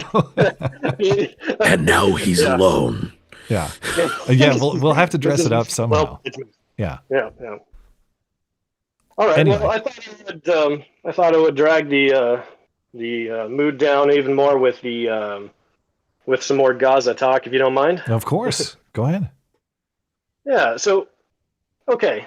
First of all, I was late to the stream a little bit, but I did hear a little bit of what Frank was saying, and personally, I'll just be a mean old curmudgeon about this a little bit. I think he's being way too easy on the actual inhabitants of Gaza, frankly.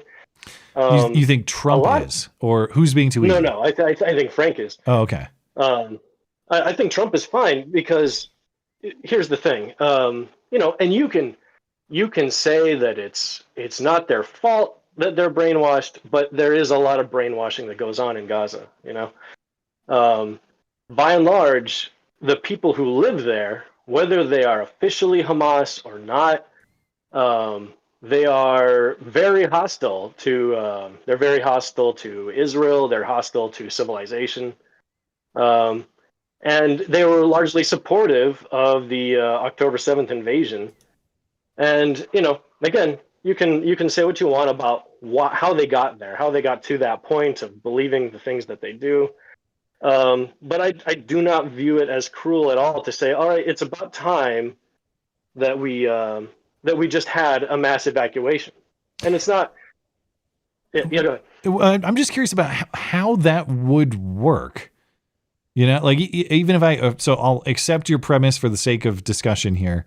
When Trump is saying we're going to relocate 2 million people away from their homes, okay, I mean that's right. There's a lot of questions you should ask about that. But if you accept that morally, just practically, how is that going to work? Because I'm not aware of any Arab country that is saying, yeah, please send them over here. That's just fine. We'll take them in. None of them are. Everybody hates the Palestinians. It seems so. Even in that area. Yeah. That is pretty much the universal opinion. Yeah. I think fundamentally the way that if Trump wanted to do this, and frankly, this is one of the things where this is one of the things he's done where I'm like, why are we doing this? What's the point? Like, why are we involving ourselves in this? But I think if he were to do that, I think the method by which he could go about it is sort of the same that he's been doing to a whole bunch of other countries, in that he just leans on them until they do what he wants, because Trump has all of the leverage right now, globally, and Breaking news: what are Justin they gonna Trudeau do? has agreed to accept all 2 million Palestinians. Actually, after Trump threatened to tear them. No. That's the thing, though. Is like, what if they became refugees in Western countries or something like that? That's a disaster. The moral questions aside of whether it's right to be moving that many people from the place that they live. If they're not going to say like neighbor Arab countries, where are they going? And if they are going to like Canada, the U.S., the West, the West generally, that's going to be a big problem. Oh no, and I think that's the consensus. We're like, okay, relocating them is one thing, but we're talking about a relocation of like 37 miles or so. We do, and I totally agree with those who are saying we do not want a single Gazan refugee here in the United States or anywhere in the West. 37 miles to where, though? What's the neighbor country that's taking them? Well, Jordan would be like the first one, and I will grant your point that does present a problem because Jordan adamantly does not want them, and so there are multiple questions to be asked and answered here, so as you say, one is the sort of the ethical. Okay, is this the right thing to do? Is it the thing that we want to happen? There is also the practical question of what does this actually look like when it plays out, and there is that sort of down the road long term question. If it did play out, what would be the consequence going forward? And to your point. A big reason that the neighboring countries do not want them is because they have harbored refugees from Gaza before, and it has caused major problems for them. They are always disruptive and violent, and they end up causing internal unrest. They start up shithole gas stations and don't post their prices. Yeah, I mean, when it comes to even the other Muslim nations in that area, you could glass the Gaza Strip from orbit and like 4 people would shed tears. I don't understand the purpose of this whole. I mean, not you bringing the topic up, of course, but I don't understand our involvement there. Yeah, that's the final question on the list. The Batman question. Yeah. Who the hell cares? We got more important stuff to worry about. Yeah. No, that was not the intent, but you get my meaning. You're not dismissing his points, or it's just as a matter of United States priorities and the claimed America First agenda, how does this fit into that? That's a completely fair question to ask.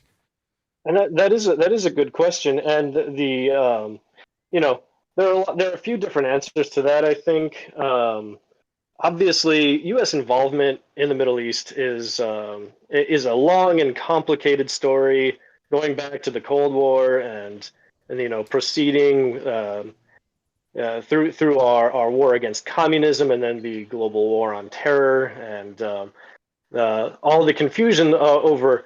Is that about international terrorism? Is it about oil? Is it about shipping lanes? This is a good point because, for example, I mean, if you just look at the map, look how close the Gaza Strip is to the Suez Canal, right? There are just 2 major canals that, of course, can bring goods and services between what was once known as the Orient, of course, and the Western world. Of course, you have the Cape of Good Hope around Africa, but everybody uses pretty much the Suez Canal or the Panama Canal. So you do have a strategic interest in different respects. Even if you sort of overlook the confusion, like I say, about what is it about? Is it about oil or is it about international terrorism? What's our specific interest in the region? It could just be trade. I would like that articulated. I would like that explained. This is the specific U.S. interest that we find it vital to defend, and this is why we are pursuing this policy. Even if I could agree, disagree, but so far I'm not hearing that. To your point, like I could guess a series of motives or interests that we're supposedly pursuing. But that's just it. I have to guess. I did not hear that from the White House. Yeah, if you give me a convincing argument as to why we should be spending our, blood and treasure doing this in Gaza, I mean, and I found that convincing, then sure, glass it from orbit. I don't care. Like, yeah. No, I agree, and I also agree that there should be a sort of more orderly agenda on the table for why we do things. I was listening to a video of Will Chamberlain and his friends, and they were discussing something they were calling the Don Road doctrine. A play off of the Monroe doctrine, and so the Don Road doctrine. We're kind of exploring the idea here, perhaps of and Trump said this in his address, right? He's talking about manifest destiny. He's talking about something of a new resurgence of kind of a he didn't use the terminology, but American imperialism, right? A pioneering, you could say. So it's still kind of in the soft stages. We don't have a manifesto exactly, but I would say there's an idea taking shape. That there's a new order that Trump is trying to help facilitate. We could call it the post World War II order. And yeah, it would be interesting to see more clarity on what that new order is. But I think that is what you're seeing taking shape here. Well, I got to let you go, but I appreciate the call and trying to make sense of this. And sure. And thank you for calling in. Yeah, and just one closing thought about the topic. I do think it is true that this is unlikely to happen, right? This is probably a first step to some other final agreement. And I just think, and that is what the smart money is on. And basically, it's a big ask. Yeah. This is basically just an opening salvo. There will be great changes coming forward. But one of the interesting things about Trump is that he definitely keeps people on their toes. They're really not sure what to expect, and so he probably does get better deals out of this process than he would otherwise. Yeah, that is his greatest weapon for sure. I was not expecting Gaza Riviera of the Middle East, and even though I don't want U.S. involvement in this way, if it did happen that it became this Riviera and there was like a Trump hotel there, or there was like some sort of resort development, I just want to know who the hell is going to the Gaza resort. This is Cabo or something like that. We had this whole green zone in Iraq, and that seems like a place that nobody would want to be. But you couldn't pay me to go over there. There are plenty of sandy beaches on this continent, and I find them perfectly good. Yeah, Indian gas station owners need somewhere to go on vacation. Okay, I guess it's more convenient to them if they're in India, though. And that's, I guess, the point. They're not. They're here. I don't know. Whatever. Maybe if right. Anyway, thank you, Turles. I appreciate it. Sure thing. All right, let's get Ratchet Republican in here, Mr. Republican. Hey, how's it going, you guys? We're well. How are you? Oh, good. How you been loving these three weeks? I've been loving this, boy. Overall, very good. Yeah, I mean, I know that there's a little bit of gnashing of teeth tonight about the Gaza stuff, and even though I don't love governance by executive order, obviously I understand why that's happening, and things have gone so sideways that it's hard to be mad at correcting a lot of these things. So overall, even though there's a little bit of negativity tonight, I mean, I am pleasantly surprised by how much the guy is getting done in just a couple weeks in office. And sort of on the other hand, I have never been more excited about politics. Yes, exactly. Never in my life. Things are going so wonderfully right now that I'm actually having difficulty believing it. Yeah, me too. I'm tired. I'm not tired of winning. Trust me. Agreed. So I just wanted to get in. I want to be more positive than the other callers. But one of my favorite parts is Trump's making DEI very toxic, in that it has allowed a lot of companies to let go of that policy, which is something that I truly hate. I despise DEI. And the reason being is that, it's a scam, and it's a scam for for rich, elite whites and what I call the boule blacks, which are the Cosby blacks, the Beyonce blacks. The Cosby These are the people. The Cosby blacks. Wait, you yes. mean the rapists? Or, I'm kidding. Cosby. I'm talking about the elite Cosby blacks, did like nothing the wrong. doctors and stuff like that. Yeah, the during the bougie Cosby ones. Show, Okay. Yes. That's what I'm talking about. It does not help the low and middle class. DEI is basically a subsidy program where companies are subsidizing mediocrity. There was this black woman. She was on TikTok, and she has a business with Target. Oh God, the Target saga has been amazing the last week or two. Yes. And she had a business with Target, and what she was saying on there was that, look, these DEI businesses are not making Target any money. They're just taking up space, and Target is just basically using these businesses. I don't know if it's true, but I thought I saw a report that said, because Target had been doing this thing over the last, in addition to all their like gay pride stuff and all their many different things. If you went into Target, there would be bathing suits. yeah. Black owned business markings. Like, oh, buy this product. It's made by a black owned business. And I thought I saw information that said that was causing sales to decline. Actually, it was supposed to boost sales among all the virtuous progressive whites who shop there. No, but it actually had the reverse effect if the information I saw was correct. Yeah, she was stating that it doesn't make Target any money, and that's why they're voluntarily letting it go. If Target was making money on DEI, they would have kept it. Trump is not stopping them from doing it. They are voluntarily doing it.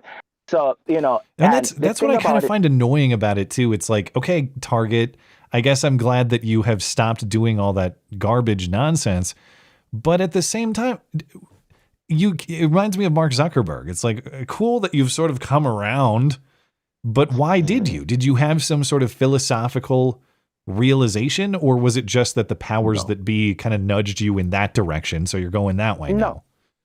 It's money. It's money. Yeah, they're not making any money on it. They're a leaf on the river. It's monetarily posted. Like, yeah, they're going with the flow. Yeah, and the most embarrassing part is to watch, low income and middle class blacks out here complaining about it, like their lives have been changed in any way. Like, you didn't even buy the products. You went in there, you didn't even buy the same products that you're complaining about being taken away. It's the same products you weren't buying in the first place. I know it's so irritating to watch Al Sharpton, the race grifting, the poverty pimps coming out about boycotting this and boycotting that, when you don't even shop there. You never shopped there to begin with. Well, right? in fairness, they do loot there, though. Yeah. So they do loot there. They don't shop there, but they do loot there. I love Al Sharpton. Yeah. Like, he makes the other side look so terrible, and has for years.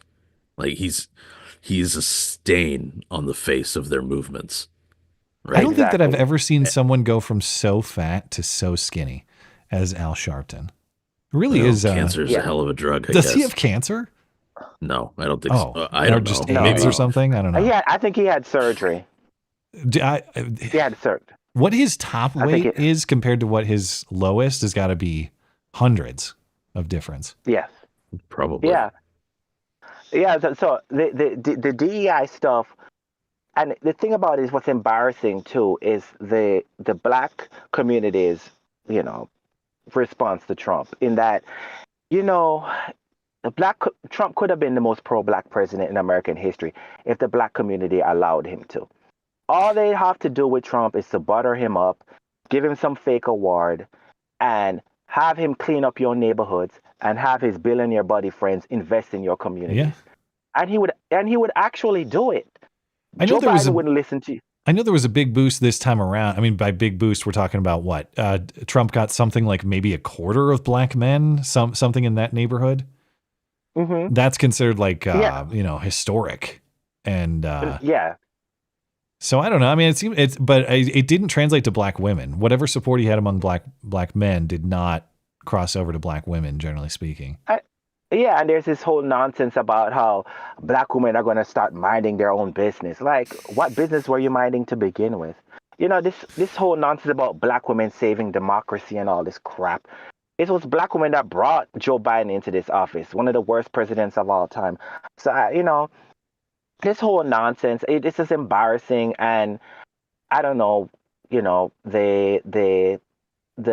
elites are holding us back with this nonsense, and unfortunately the black community is still buying into it. As I've seen on YouTube, there's a tons of black YouTubers who are on the same nonsense again, talking about the return of Jim Crow and white supremacy. It's like, oh God, I can't.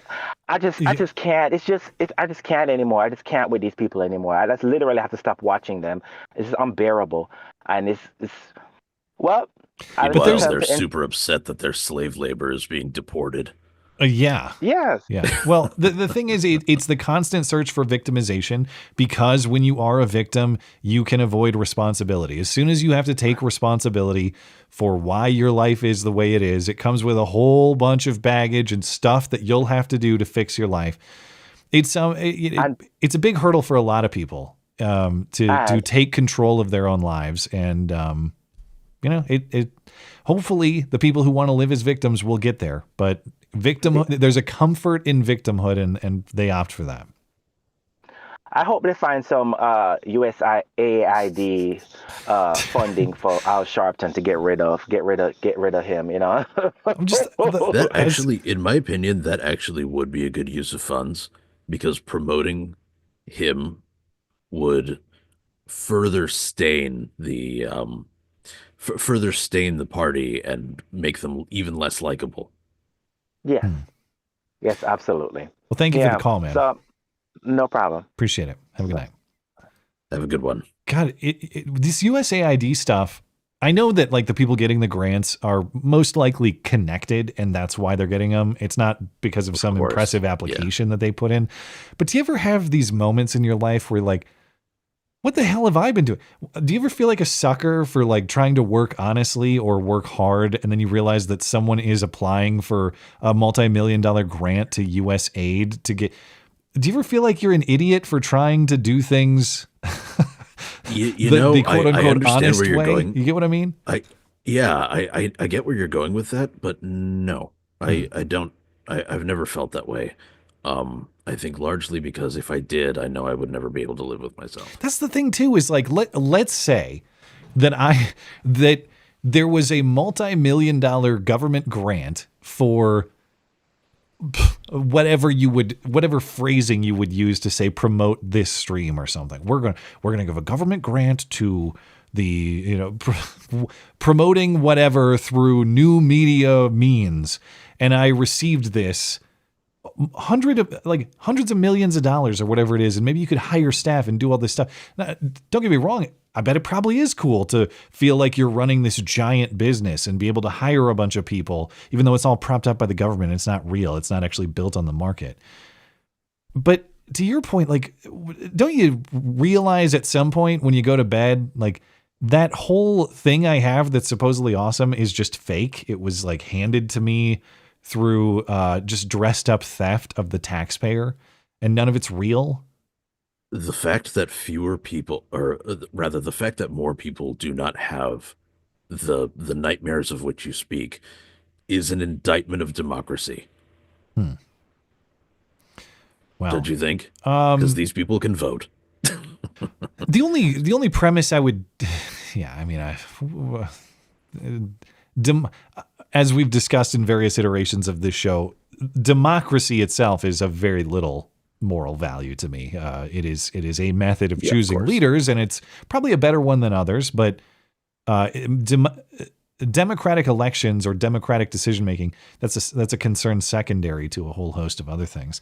The only thing I wouldn't even disagree. The only part of the premise I would question is just how many people are actually in the position that I just described. Like the people receiving the grants and managing the grant money is kind of a smaller population. Now there's a lot of money being handed out. So it's not zero. It's not it's not a tiny group of people, but I guess what I'm saying is the people receiving the grants is a smaller group of people than, say, the people who are hired onto these projects and work for them and all that stuff. So that's the only.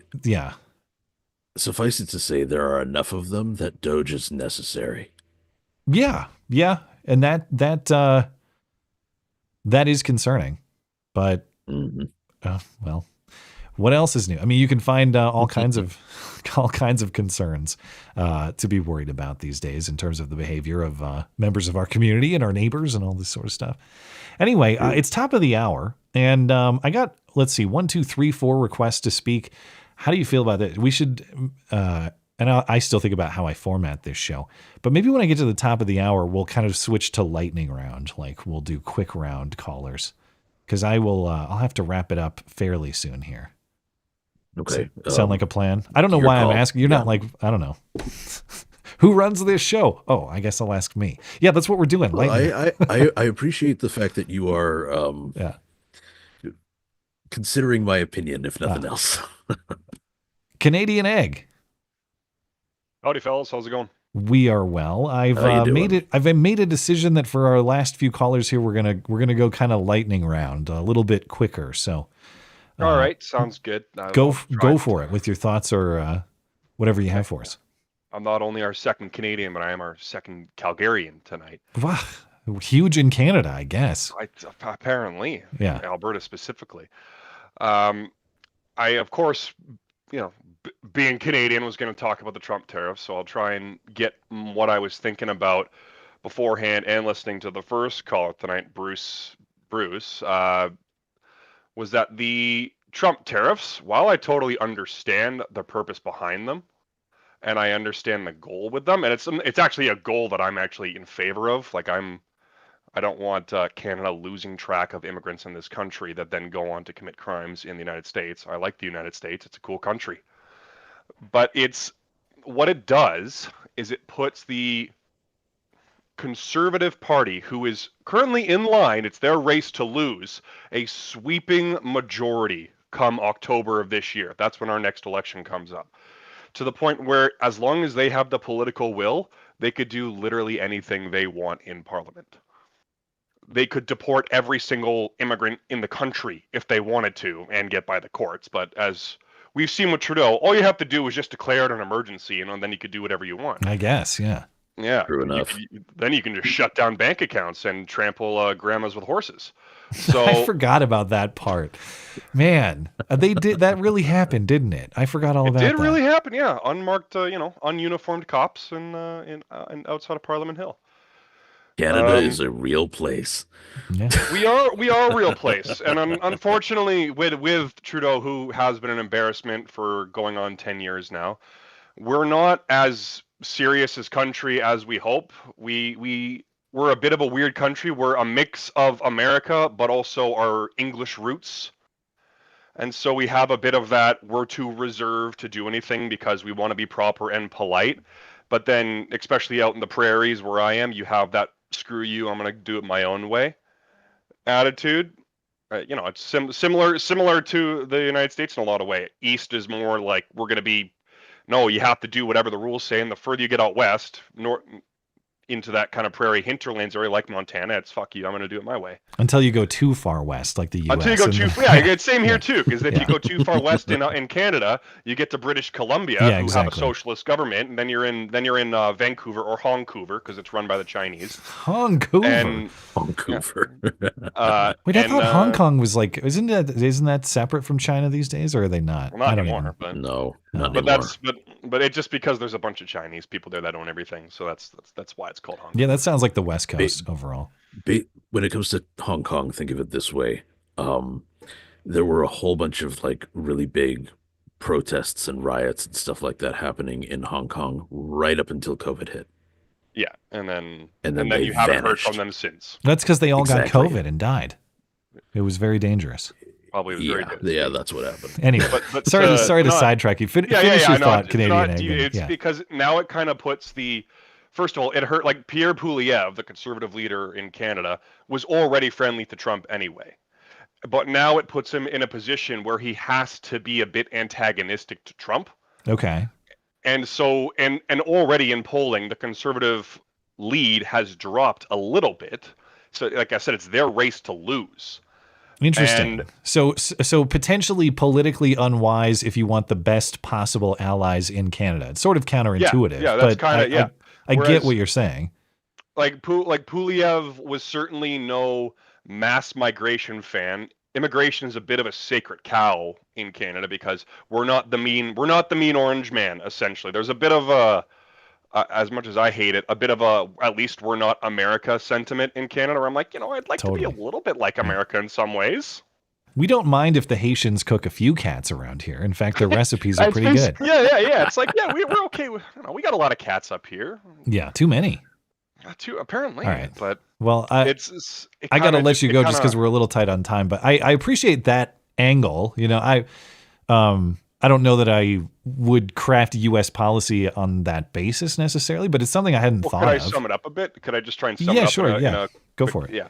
It's that if there was already going to be a more friendly government coming into play, and they're kind of forcing them to be a bit on the defense when these goals could have been done a lot more cooperatively and probably a lot stronger if it was done with a friendly thing. All you have to do was wait 8 months.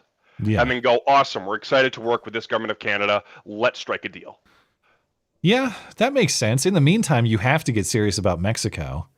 And Mexico makes total sense. As Bruce pointed out earlier, the fentanyl coming in from Mexico compared to Canada is just it's night and day. But it's just now it kind of just puts Canada on the defense. But that's my I that's an angle I hadn't thought of. So I appreciate you bringing it up. And thank you for calling in. Appreciate it. All right, thanks for having me on. You have any thoughts on that? Like whether you should be politically strategic about such a thing?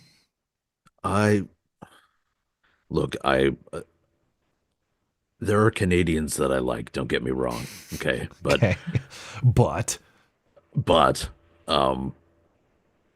I find myself having difficulty caring what their government is like.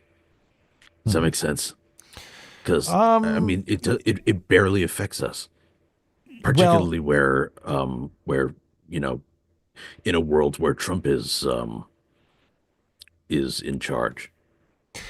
If I were to put myself in their position, and I think I would be very annoyed with my own government if I was in their position, but I do get a little bit of that knee-jerk independent instinct or reflex, as in, well, the U.S. always wants to be our big brother and telling us what to do. And even if they're right when they tell us what to do, we don't like them telling us what to do. And so we're going to resist that or fight back against that. I do think I probably would share a little bit of that. In the same way I view D.C. Like there are areas that D.C. has legitimate legal authority over my state and my city. Now, those are limited in my mind, but anytime D.C., like even the stuff that's correct from DC, there's a resistance to that because they're kind of your annoying big brother in that way. Even though that's not a perfect analogy because they're not actually supposed to be our big brother in our political system. But you get what I'm saying. I understand that reflex resistance in that way. Yeah, and I can definitely sympathize. Like I said, there are Canadians that I like, and I feel bad that they have to deal with this, with the last 10 years that they've had to deal with. But that is a problem for them, if that makes sense. Like that's something that they have to fix. It's not on us. Yeah, as in obviously so you agree that we have the interest in the border and we have to decide how we're going to work on that with Canada, but what you're saying is you don't have a lot of sympathy for their domestic issues in that consideration. Yeah, in exactly the same way as I don't care what happens in Gaza. I don't care what happens in Canada because it's not us. Well, but those aren't the same thing, obviously. I mean, one is inherently and necessarily connected to us. Sure, maybe that was a little bit too harsh, but the point is, right now, our priorities need to be fixing the problems that we have here because we have so many. And as it stands, worrying about whether or not Pierre Polyev, or I don't know if I pronounced that correctly, but Polyev Nobody does. Not even he knows. Worrying about whether or not he is the next prime minister of Canada just seems so far down on our priority list that, you know, it yeah, whatever. Obviously, I think certain leadership in Canada would be more aligned with our interest than others. But there's also the consideration of who is entitled to make that decision. And as much as I may disagree with Canadians in their decision making, they are still a sovereign country entitled to make that decision themselves. And I don't like the idea of thinking how we should behave this way in order to influence them to potentially vote that way, or it's their decision to make regardless of the factors that they consider. And I don't necessarily want to be trying to be some sort of like architect in their decision making in that way. Yeah, I'm definitely not one of those one of the folks that that think, you know, oh, Canada should be the 51st state. And I think there really aren't that many people who feel that way. They are their own people. They have their own responsibilities to themselves. Let them do them. But they're just like any other interaction between countries or between individuals, their rights end where ours begin. So the border needs to be respected. It needs to be, you know, basically sealed shut, frankly, on north and south. Especially because if we do build that southern border wall, the best way to get fentanyl into the United States is going to be from the north. That's an interesting angle, too. So, that is to say, if we were successful in securing the southern border, relatively speaking, and we drastically reduced traffic across it, then, yeah, would the cartels and all the other people, you know, who took advantage of a formerly unsecure border, would they just move north? Yeah. Makes sense. It probably wouldn't even really be all that hard for them. It would just tack another couple of days onto their travel time. Yeah. Well, they were driving those boats from Mexico and just like landing them on the beaches in San Diego to enter the country. Maybe if they just keep, you know, boating along the West Coast until they get to like Vancouver, they could just do it that those way. little mini submarines. Yeah. All right. Let's get through the rest of our callers here. Tom, go ahead. Hey, well, let's see. We got 3 things you could choose from. All right. Well, you choose, Tom, because we're doing a lightning round. Okay. Al Green's impeachment, Department of Education, or Super Bowl? No, not Super Bowl, I don't think. All right. Batman, do you disagree? I'm with you. Okay, so Al Green's impeachment is hilarious. I mean, whatever. But nothing's going to happen. They don't have the numbers in the House, the Senate. It's just Al Green being Al Green. So that leaves Department of Education, which I think is much more consequential, potentially. Right. What do you got? Well, I just heard that they were gonna be cutting it back. Some executive order about cutting back the Department of Education. Yeah, I've seen the reports, and I don't know what exactly they're planning to do. I also know that if you want to, say, eliminate an executive branch department in that way, it's created by statute from Congress, of course. And so you'd have to undo it through Congress. I guess the question's here, without knowing the full details, how much can you make a federal agency ineffective and useless without technically undoing it as would require an act of Congress? Maybe that's the angle they're going for, just kind of weaken the Department of Education to the point it doesn't do anything. Yeah. Okay. Reduce the power of the teachers' unions and That's right, and move the headquarters to Guam, stuff like that. Just put it in Gitmo with all the rest of the with all the illegals there. Kind of nice though. Is it? They've made it. It's wonderful weather. It's just like the Riviera of the Middle East in Gaza, Gitmo Hotel and Resort too. Yeah. You know, come on, Trump. Come on, you're doing good things. Don't I know? And it's probably just a big ask. Well, I'll just throw all this stuff out at the beginning, and then anything that we agree on later is looks like a great deal because it wasn't as bad as the first thing. The real question is, why does Hamas oppose the roller coasters? Okay, why don't they want Ferris wheels in Gaza? What's wrong with them? Why don't they want amazing water slides? What do they got against Because they can't fill them with bombs and drive them somewhere. Well, I don't know. We had Panama. We had the Panama Canal, which controls shipping between the Atlantic and the Pacific, and now we've got this Gaza Strip, which I hear is pretty close to the Suez Canal. Maybe I'm wrong about that, but still. Connected? I don't know. And right. Greenland. So I'm almost getting a little bit afraid of the Trump hegemony, and I'd also like to see him talk to the guy from Argentina. Oh, what's his? That I would can be see fun. what's his name? I can see his face. Milei. Yeah, that's right. Javier Milei.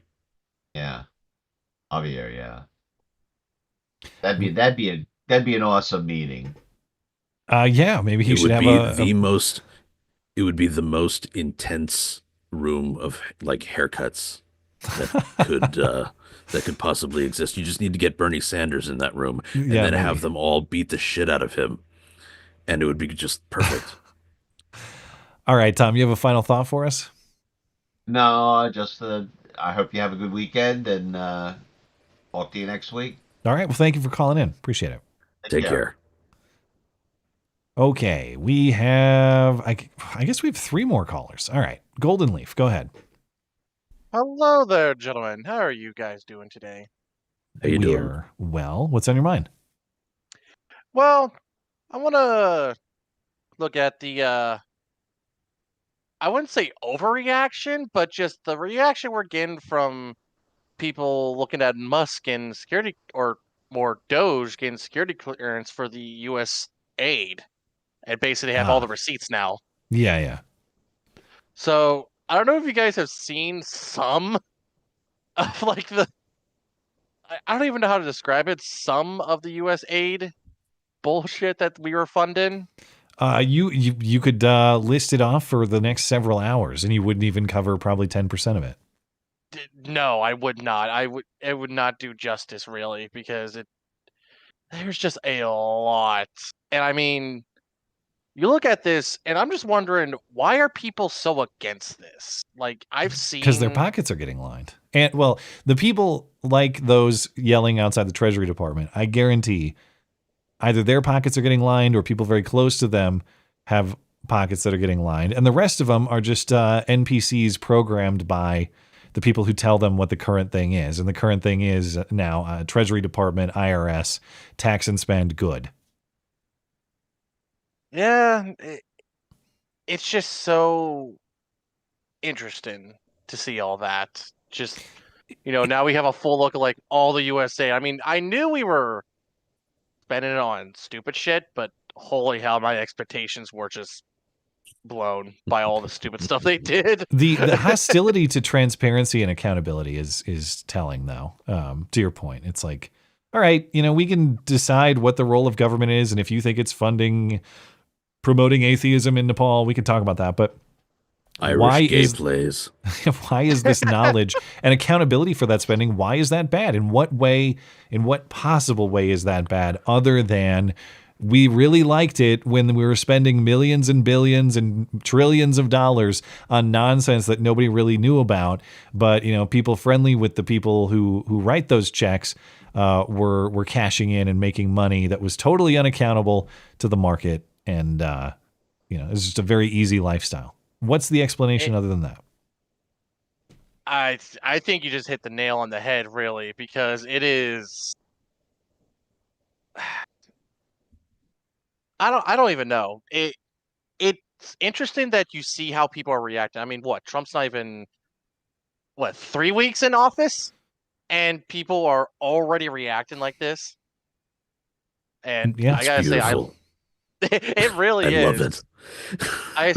I especially love now how people are looking at him and blaming him for, stuff Everything. that generally Everything Biden that does. they Like can get their hands on. the rise in prices of eggs. All that is Trump's fault. It's I like can't tell you how many comment sections I see. Like, oh, Trump does an executive order. Say today it was about, women's sports and stuff. Trump does an executive order on women's sports. Top comment will be some edgy progressive who's like, well, how does this help grocery prices? Gotcha. It's like, first of all, you can do multiple things at once. Second of all, I'm glad after 4 years you care about grocery prices now after telling us that it was going to be transitory or whatever the word for inflation was. Shut up, plebeian. We don't know what you're talking about. Everything's not that expensive. Yeah, exactly. The same people that were telling you not to worry about inflation are now saying, like, I can't believe Trump hasn't fixed inflation in 2 weeks. Inflation is transitory. And that's the thing about inflation is it doesn't go. It's not transitory in that way. It does. The rate of acceleration slows, but it doesn't fluctuate like it's here today and it's gone tomorrow. The prices to which groceries and other goods have ascended, that's just a floor now. It's never going back to what it was in, say, 2019. It never will. Success for someone like Trump would be get inflation back down under 2%. That still means prices are increasing. They're not declining. And so the target that they're talking about, like, how's this lower grocery prices? They're never going to. You'll never see them at the prices they were 5 years ago. The thing I've seen, and I don't know if this is just a quote that I just made up or this is a quote that's been there. It takes a lot to build an economy, but it takes a very few small amount of time to destroy an economy. Yeah. One skilled communist can convince a lot of people and undo it all. And, it's hard to build something up, but it's very easily able to be destroyed. And that's true of the economy, but it's true of really, just think of it, like how much skill is required in building a home? A lot. There's people who frame it up. There's the people who do the plumbing, the electrical, all the different systems in your home. There's a lot of different skilled specialties that went into that. How much skill does it take to knock it down? Well, you just need one guy with a killdozer, maybe a specialty tool, but it doesn't take a lot of skill. Or go down to the gas station, buy a 5 or a 1 gallon gas can and a box of matches. Yeah, exactly. Yeah. Why did I look past fire? The easiest way to get it done. But remember, that gas can is going to cost you a fortune because the Indian behind the counter is a jerk. All right, Golden Leaf, you have a final thought before we let you out of here? Not really a thought, more of a joke. I think I'll be doing a joke every time. All right, pressure's on then. What do you call a psychic midget who's on the run? I don't know. What do you call him? A small medium at large. Boo. All right, get the hell out of here. Go to Starbucks. 2 more calls. Skulldugger, go ahead. Hello, Matt. Hello, Batman. Howdy. Hello, sir. What's on your mind? So many things to talk about. This has been a crazy 2 weeks. It's almost like this whole administration, not just Trump, it's like the whole administration is doing like a presidential speed run. Kinda, That's a good way to put it. Yeah. Like Pam Bondi just sworn in today is already just throwing haymakers. Like, what is she? I didn't follow on what she is actually doing. What is she doing right now? She is suspending funding for any sanctuary cities. Oh, okay. No federal funds for any sanctuary cities. How does she have authority to do that? So some of the funds would come through the Department of Justice in the sense that the Department of Justice is the one that kind of oversees any of the enforcement of laws. So as in, like, they are saying sanctuary cities are defying federal law on immigration, I assume. Right. But I guess I wasn't aware that they can then. I don't know that she can, but like they're just going to try it again. Yeah. Once again, it's this whole 2 weeks has been throwing everything against the wall. And like I said, I hate that as a governing philosophy. But at the same time, what did we just watch for the last 4 years? Joe Biden being like, I don't know if it's legal. It probably isn't. I'm going to do it anyway. Even when the Supreme Court tells me I can't, I'm going to do it anyway. And even knowing that things are illegal, he was still like, oh, we're going to do it anyway. And that doesn't mean that it's right to do it in the reverse, but it is to say that a lot of this stuff was instituted through suspect means in the first place. If it has to be undone through supposedly suspect means, all right, like, I don't know. I mean, I want this country run by constitutional principle, but when was the last time that was the system, I guess, is the question I'm asking. It's been kind of a mirage for many years now. Yeah. Yeah. I mean, we've skirted so far away from being constitutionally framed in how we conduct government that it's just, I mean, we've allowed politicians to just continue to take powers that are not officially delegated to them through any codified means. They just take it and we just allow it and we keep voting for these people. So, I mean, ultimately we are still a republic. The republic functions the way that we, the people, ask it to. Yeah. In the way that we delegate all power to the government in one way or another. The Constitution itself is subordinate to us. We hold the right to change it if we want to, and we don't often exercise that, at least through the formal means. But yeah, I mean, that is the system, is that all political power originates from us and with us. And and man, if this is what we want, this is what we're gonna get. And if I want to be nitpicky about the methods, I'm not mad about the direction. I'm not mad about the trajectory. So I live in the People's Democratic Republic of California. Yeah. My condolences. And it's something that people are kind of starting to wake up to, finally here in California. It's not happening enough and fast enough in the right population centers, but more and more of the state is kind of starting to wake up to like, oh, we've kind of done this to ourselves. We'll set a few more fires. You'll get there. Who did they think did it before? Trump or something? I think they just thought that so much of this was like environmental factors that it's the Mother Nature has turned against us. Climate change, all those evil fossil fuel burners. How dare you? Yeah. I think people are finally starting to wake up to the fact that, oh wait, this is actually policy driven. And the policy people are the ones that have done this to us. Like, I don't know that it is enough to make like actual legitimate change possible.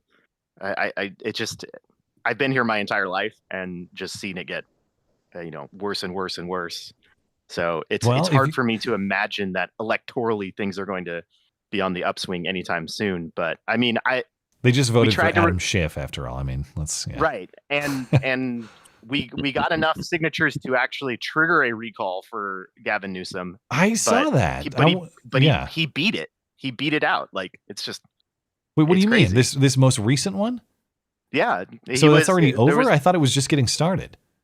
There's another one there's another one actively going right now. Yeah. That's what I was talking about. I remember when he beat it the last time around, like a year or two ago? Yeah. Yeah. And it's just like, I don't know. You want to believe that things are going to turn around, but like, I just can't ever see it. Because I mean, this is a great state. The thing is, it is just an. Yeah, and even if it does turn around in the minds of the voters there, like you and your neighbors, there's the question of how things operate there. I know I've said this many times, but every time I say it, someone new hears it, and I don't know if I've shared this story with you, but my wife still receives a ballot in California. As in at her dad's house. Now, my wife has not lived in California. So somebody's voting for her. First, like, consider this. My wife has not lived in California since she moved out here in 2018. She never actually registered to vote in California. She never voted in California. And her father's residence where she receives these ballots, she's never lived at that house. So the state of California has somehow connected her. Did she have a driver's? Did she have a driver's license? She did have a California driver's license. And so somehow ballots that are for her. They will not only automatically register you to vote, but they will default register you to vote as a registered Democrat. Yeah, they must be doing that to her. Indeed. Now here's another and California. And actually, here's another fun story. Sort of in that vein, my uncle routinely gets 2 ballots, one in English and one in Chinese. In what state? California? California. He gets 2 sent to him. And okay. Yes. Is it, and they're 2 separate packages, or are they the same? There's 2 separate packages. Okay. So I know somebody who gets 2 ballots, and he just was given an explanation just recently because he's an honest man, so he has no interest in trying to game any systems and voting twice. He's also right leaning, so I mean even 2 votes aren't going to be enough to sway anything anyway. So he's been trying to figure out how to get this corrected, and like nobody on the state level actually gives a damn. Then he was finally given an explanation, and it's completely the state's fault, because he never actually wanted to register to vote anyway. He really has no interest in voting in the first place, because when you're right leaning here in California, your vote really doesn't matter. Yeah, I'll save the even ink. on the local level. Yeah. Even on the local level where I'm in the East Bay area, and it's just, I mean, well, I on can that, vote all I want, but let me give you another quick story. Speaking of the East Bay, because I used to live in Alameda. Maybe we've discussed it before. Okay. I can't remember, but I lived in Alameda 2010 to 2012. So, like a couple days ago, I get mail at my parents' house. Okay, it's addressed to me, but it's sent to my parents' house. It's from the Fast Track Violation Center. You're familiar with Fast Track. Yeah. So Fast Track, for people who aren't in the Bay Area, that's the toll system, or the way that you pay for tolls in your car. So you go across like a toll bridge, you have a Fast Track pass in your car, and that's how they know that you're a paying person. Okay. But if you evade the toll, you get a notice of violation. You get a ticket. So California sent me a ticket at my parents' house 2 days ago because they say that I evaded a toll somewhere on the 680. I don't even know where that is. I mean, I know where the interstate is, but I don't know what spot they're accusing me of evading a toll on. Anyway, they say I did that, and then they say, here's the picture of you evading the toll. And of course, it's a black and white image. You can't see anything. It's a black square. There's nothing I can even see on that. And I looked at the license plate, and I thought, well, who the hell do they have me confused with? First of all, how'd they even connect this to me at my parents' house? Who they have me confused with, though? I look at the license plate, and I thought, okay, that's the California license plate, blah, blah, blah. Well, I just keep all my old license plates as like garage decorations. Oh, nice. So I went out in the garage. There's my California license plate from 2012, and it matches. So like these people your plate. They either did that, or the thing misread the number. One of the two. But whatever they did, they looked at that and thought, okay, here's a guy who was registered in 2012 and has not renewed that registration since. I guess he's still driving around this car. So we'll send him a $10 citation in the mail that he now has to waste a half hour writing a statement to them to dispute it. We'll see how long it takes me to defeat that nonsense. Or like you guys are saying, maybe they gave it to someone else, and someone else is driving around evading tolls on the 680. And they think that me driving around with plates expired over a decade ago is responsible for that. Yeah. Where's Doge? Yeah, Sacramento's a fun place. Yeah. Well, this came from San Francisco. That's where the Fast Track headquarters are. Yeah. So anyway, back to what I was saying about. So my friend never actually registered to vote, but he was automatically registered to vote when he got his driver's license. Then he was also automatically registered to vote when he signed up for the draft for selective services. Yeah. And because he used his full name, his full first, middle, and last name at the DMV, but he used his first name, middle initial, and last name with selective services, he was registered as 2 different people. Which means not only is he been registered to vote twice, he's on the voter rolls twice, he's also on the rolls for jury duty twice. Oh, okay. Well, has he been called many times? He gets called every year. Well, I guess that's the price you pay. If you want to vote twice in California, at least it's fair. There are costs to pay. I told him it's no. I told him it's his fault because he keeps calling in for jury duty. He's too reliable, and so they know they'll be able to get him. God, that's another California story. When I got called in for jury duty in Oakland, I'm like, oh man, it's gonna be awesome. It's gonna be like some gang war stuff. I can't wait.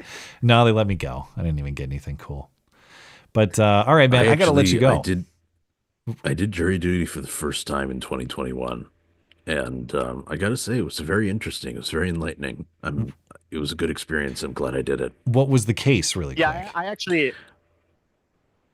Well, it wasn't a particular case because I wound up on a grand jury. Oh, okay. Yeah. Oh. I actually enjoyed jury duty. I did actually get put on an interesting one in Oakland where it did involve a drive. Yeah, it's fun. It's actually It can fun. be kind of fascinating. I got put on one. I got put on one where it was there was a drive-by retaliatory shooting for this dude. He was like some street rapper, like YouTube rapper guy. Well, yeah, this is what I wanted. So maybe it was cool. Yeah, so his son had been killed in a gang activity, and so he took it upon himself to do revenge shootings, and so Damn, he Oakland shot a few different vigilante. locations. All right. Yeah. All right. Well, YouTube rapper vigilante. What's his channel? You got a shout out for him? Oh man, I don't remember. Oh. Where's the I think I have a quote from him somewhere in the system. Where is it? Oh yeah, this one. I shot someone with a gun. With a gun. Yeah. All right.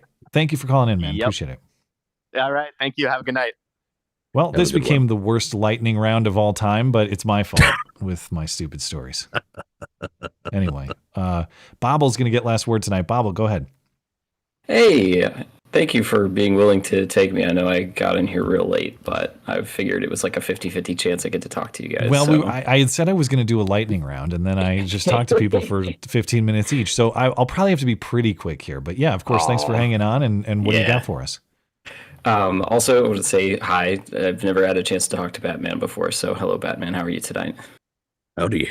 How about yourself? Howdy. Oh, I'm doing all right. So, I wanted to talk to you a little bit about the lovely armpit of the United States that is the great state of New Jersey, which is where I currently live. Okay. My condolences. Yeah. So I saw the topic specifically about good old Governor Murphy and his illegal house guest. I thought that was particularly amusing. I usually end up talking about gun-related things half the time when I'm on here, but Governor Murphy, amongst people who are anywhere like generally right of center, Murphy does not have the best track record, the best reputation in this state. And hearing him say that, and like the idea of seeing ICE agents roll up to his mansion wherever that is, and it's just like chef's kiss. It just. Do you think it's actually going to happen? You think Homan will take a look? I hope so, man. That would be the best thing. I really. I think he will. Homan has proven that he's allergic to fucking around. Oh yeah, no, that's the thing. Like seriously, Homan is like, yeah, like after a couple of those interviews where like the info babe kind of reporters were just like went in to talk to him and were expecting him to kind of like like roll over and play nice, and he just looks at him dead in the face and it's like, no, we're going to deport every single one of them. The one where he became the actual yes Chad meme, just saying yes to every one of her response or her questions. Yeah, that was great. My favorite one was pretty early on, where are you really going to separate families, or is there some way that you can not separate families? Yeah, they can be deported together. They can be deported together. Sweet. Yeah, that was a great moment. He is as great in his brevity in interviews as anybody I've ever seen. He really has a gift for it. Yeah. He doesn't fuck around. He just says he answers their questions in as few words as possible. Yeah. He's just like, yeah, really direct. We're gonna deport them all. Like what? He is kind of beautifully laconic in that way. Like I agree. there's no wasted time. There's no wasted words. No wasted space. Just Say what needs to be said and be done with it. Before I let you go, what do you think is the more likely thing on the Murphy situation? Did he lie about having an illegal at his house, or are they lying now when they say there is no illegal at his house? That's tough. Honestly, I mean, the area where I live, all the people who have money, because they're all like people who ran away from New York City and then continue again to vote for the same shit that made New York City what it is. Most of them have, like housekeepers and people who clean their houses and take care of their children. And it wouldn't surprise me if half of those people were also illegals or of questionable immigration status. So it would not surprise me in the slightest that he has, at least one person working on his house or cleaning his house or, sucking his toes or whatever that is illegal. It would not surprise me. Was the worry. Someone said he was straight Epsteining in there. So he stuffed Juanita in the attic. Oh yeah. He's got Juanita hidden away in the ceiling. All right, man. Holman's gonna come. Oh, anyway. I wanted to mention one last thing. So, because we brought this, remember the whole drone thing, the New Jersey drones? Yeah, of course, yeah. Did you see the update on the drone situation? Well, they said, actually, these are like FAA registered or whatever. Like we know exactly what these are. Yep. I remember hearing all these people talking about them. Oh, they're coming from the Iranian mothership, and they're going on, about where all they're coming from. Like, there is no way in hell that the federal government, or in some form, does not know what the hell all these drones are. But as far as I saw, didn't Levitt just come out, the press secretary just come out and say, yeah, we knew what these are, or we know what these are. But they didn't clarify what they are, did they? Sort of, like, she was kind of vague about it, but they were like, there were a bunch of different things, or for research and various other reasons, I think is the quote. But yeah, like at the end of the day, they knew what they were. I mean, as long as they knew what they were, but they were trying to find the Iranian mothership. Okay, cut them some slack. All right, thank you for the call. Appreciate it. You're very welcome. Have a good night, you guys. You as well. Have a good one. All right, Mr. Batman. That'll do it on callers. Thanks for helping out as always. I got super chat to get through, which you're more than welcome to hang out for. But I know it's approaching midnight. I can stick around tonight. All right. Then we'll pick up on YouTube. Daniel Yeager says, with Greenland and Panama, it's Monroe Doctrine 2.0. Panama was part of China's Belt and Road Infrastructure Initiative. Greenland serves as a bulwark against Russian Navy. We kind of heard that, the Donroe Doctrine with the caller earlier.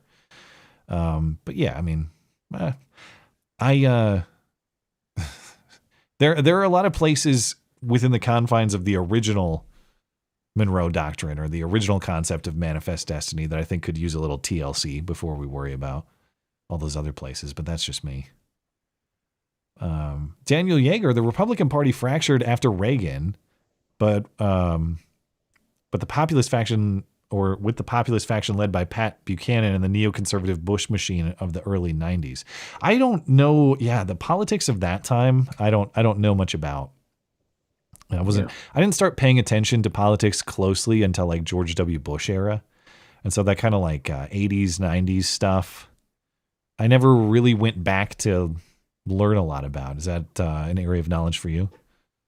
No, not really. Actually, I got into politics even later than you did. It wasn't until Obama was in office and fucking everything up that I was like, okay, maybe I should start paying attention to things. That was back when I was still voting for Obama. Oh my God, bro! How dare you? I was contributing to the circumstances that caused your awakening, but I got there eventually. So, I'm not looking for a full pardon. Okay, I acknowledge what I did. Joshy boy, maybe I should get one of those Babble towers so I can be reminded what it was like on the plantations. Okay, all right. I love you. I'll give you an entry for a good old fashioned slavery joke, and of course your contributions to the show. Thank you, Joshy boy. I thought he disowned all his people, though. So where does that put him in the house with the? I'm kidding. He is going to be a house N-word if he wins the hydroponics kit. Yeah, those are indoor. He'll be played by Samuel L. Jackson in the movie.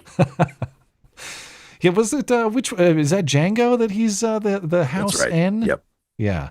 Yes. That was a great movie. I liked Django. That was a pretty good one.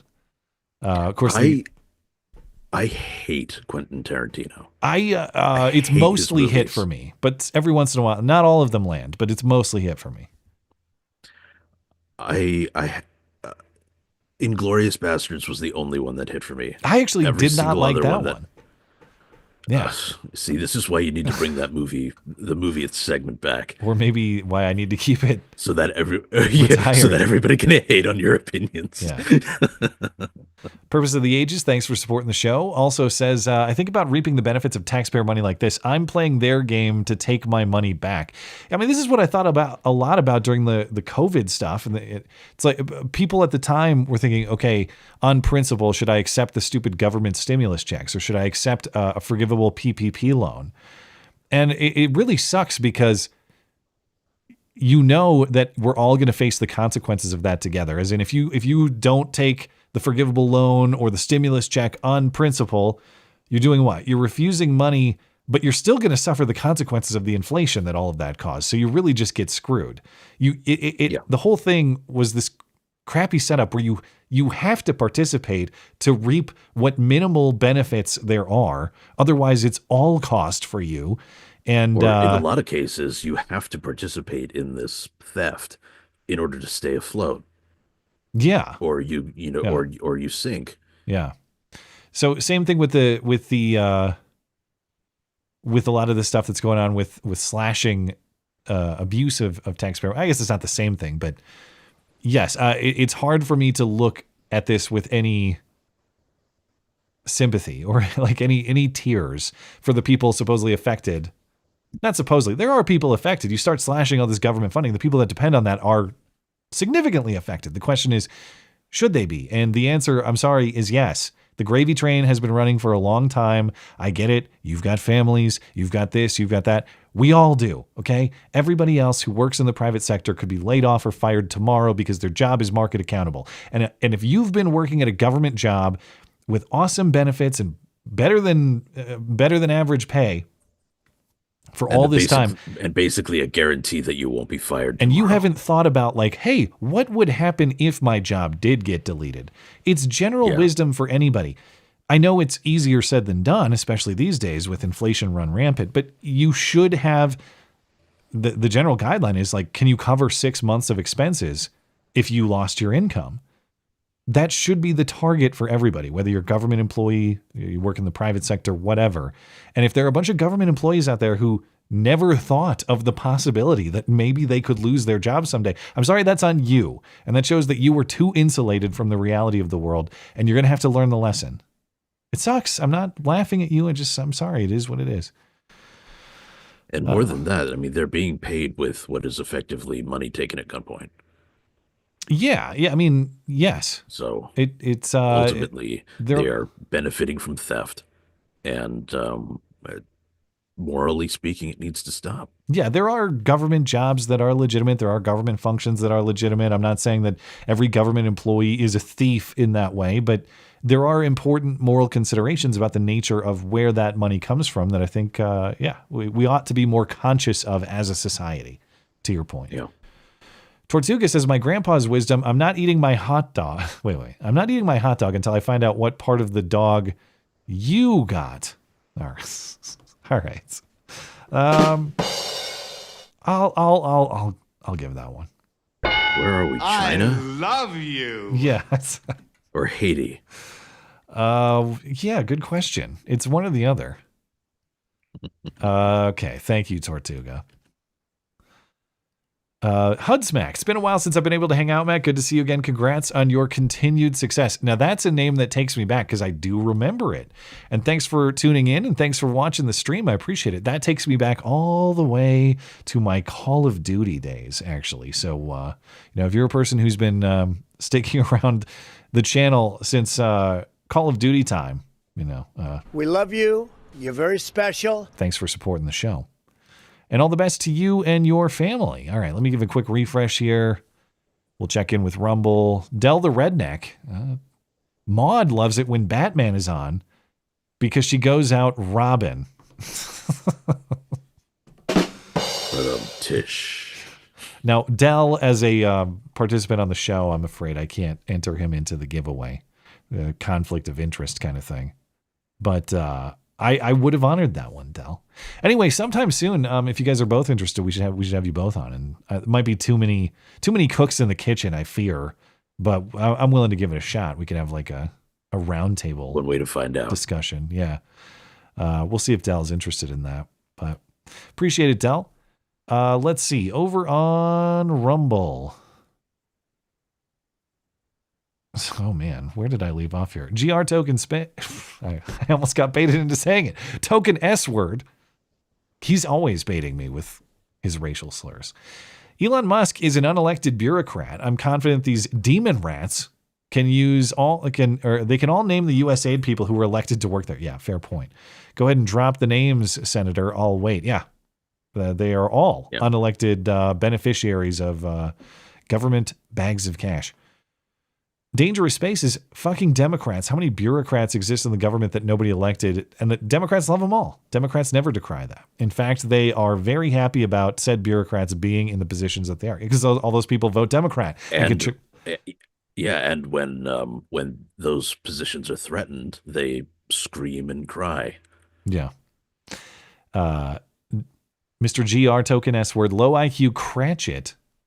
Or Crockett, or Cratchit, whatever that is making black people look low IQ and retarded. This bitch has no grammar, syntax, or slight control of the English language. Sorry to all the black people she humiliates. Well, again, she represents Waffle House. So she speaks Waffle House dialect. Dangerous space is Waffle really... Houseies. Waffleese. Waffle Houseian. It's really hard for any Canadian leader to sound tough when standing up to Trump. Nobody sounds intimidating saying, hey, Trump, fuck around and find oot, eh? All right. Well, yeah, I guess I haven't heard them say fuck around and find oot. Who's going to take that seriously? Well, I guess they tried. GR, congratulations on 2 years of your deep throat thrombosis, bitch. Which, okay, come on. Jeez. You're really good with the DTT. No, it's DVT. But all right, you can make all the gay jokes you want. Deus Ex Machina Prime, save your tears, liberals. They have an endless supply, I think. GR says, what country would each of you want a vacation in? I want to go to the Nordic countries, man. I'd love to go to Denmark, Sweden, Norway, Finland. That would be my pick if I was going anywhere internationally. I definitely want to, at some point, I would like to go to Europe and sort of see some of the historical elements there. Yeah. You know, sort of the rise of the West. You do the Rise of the West tour kind of thing. Yeah. Beyond that, I mean, I've been to Taiwan a bunch of times. It's really, really lovely there. I wouldn't mind going back when China is not so much of a immediate threat. China is asshole, you say. That's right. Yeah. Honorable mention Australia for me. I do want to get down under to Melbourne. That's not bad. And other places sometime. If only just to hear people speak in those lovely accents. It is, the posh British accent and the Australian accent are the best accents by far. I'm partial to some Russian, though. I'm not gonna lie. It sounds and I mean, tough. I know you are too, because I'm just kidding. But it took me a second, but all right. I get it. Russian propagandist and all. That's right. Yeah, Russian always sounds tough. Australian kind of always sounds tough. And if you have that posh British accent, like even Jasmine, I've reached the point at night where I can't talk. Even Jasmine Crockett, if she had a posh British accent, would sound intelligent. I'd believe her. I'd say, 80% of the violent crime is white supremacists, if you say so, in that accent. Well, that begs the question then. What do you think of like John Oliver's accent, for example? Oh, but that's not, well, is his considered not posh? Yeah. No, it's not posh. He's sort of, chimney sweep. Yeah, he was perfect. Cockney, in the new Lion King where they did the digital animation or whatever, and they had like Donald Glover and Beyonce. He was Zazu, the bird, and he was perfect for that because that's exactly what his voice sounds like. He sounds like a bird to me. GR says, I'm offended a bunch of clowns carrying foreign flags and insulting America while demanding I stay, or I can only imagine, or while demanding to stay. I can only imagine how white people feel. Oh yeah, that was part of the protest, wasn't it? There was like a bunch of people waving Mexican flags and stuff, but I didn't look that much into it. Okay. Yeah, so they were particularly in LA, they shut down like the entirety of the 101 for a while. Oh, I thought it was for the Democrats in DC, but it's a different thing. I mean, there's a few of them, I think. Okay. Right? There's one in DC, there's one in LA, there's I think there's, I don't remember, but I know there was a bunch. And they're all there, screaming, screaming about Yo quiero Taco deporting Bell. people as evil. Yeah. I think they need a bigger box. But they're all waving Mexican flags and stuff like that. And it's like, so can we just deport all of these people? Can we just like put them in a, just they're all collected here. Lay a container truck on the end of the 101 and just have people start piling in and then drive until you hit Tijuana. Omelet Overlord says, stoked to watch live when I can. What state will be the first to implement its own serious version of Doge? Well, the problem is the states that should won't. So California, New York, Illinois, they won't. And the states that probably don't need to, maybe will. At least the states that are probably a little more efficient comparatively. Thank you, Omelet Overlord. GR lastly says, what bothers me about these idiot leftists infiltrating the government is they have great pay and benefits, but always complain that those should be the very people paying more in taxes. Yeah, Well, it's a perverse incentive for them. And so if you're in that position, I guess you understand why they want that. But yeah, it doesn't mean that we're under an obligation to pay for it. Well, it's that quote basically, like democracy works. Democracy always works right up until the people realize they can vote themselves largesse from the treasury. Right? I don't remember who said it, but yeah.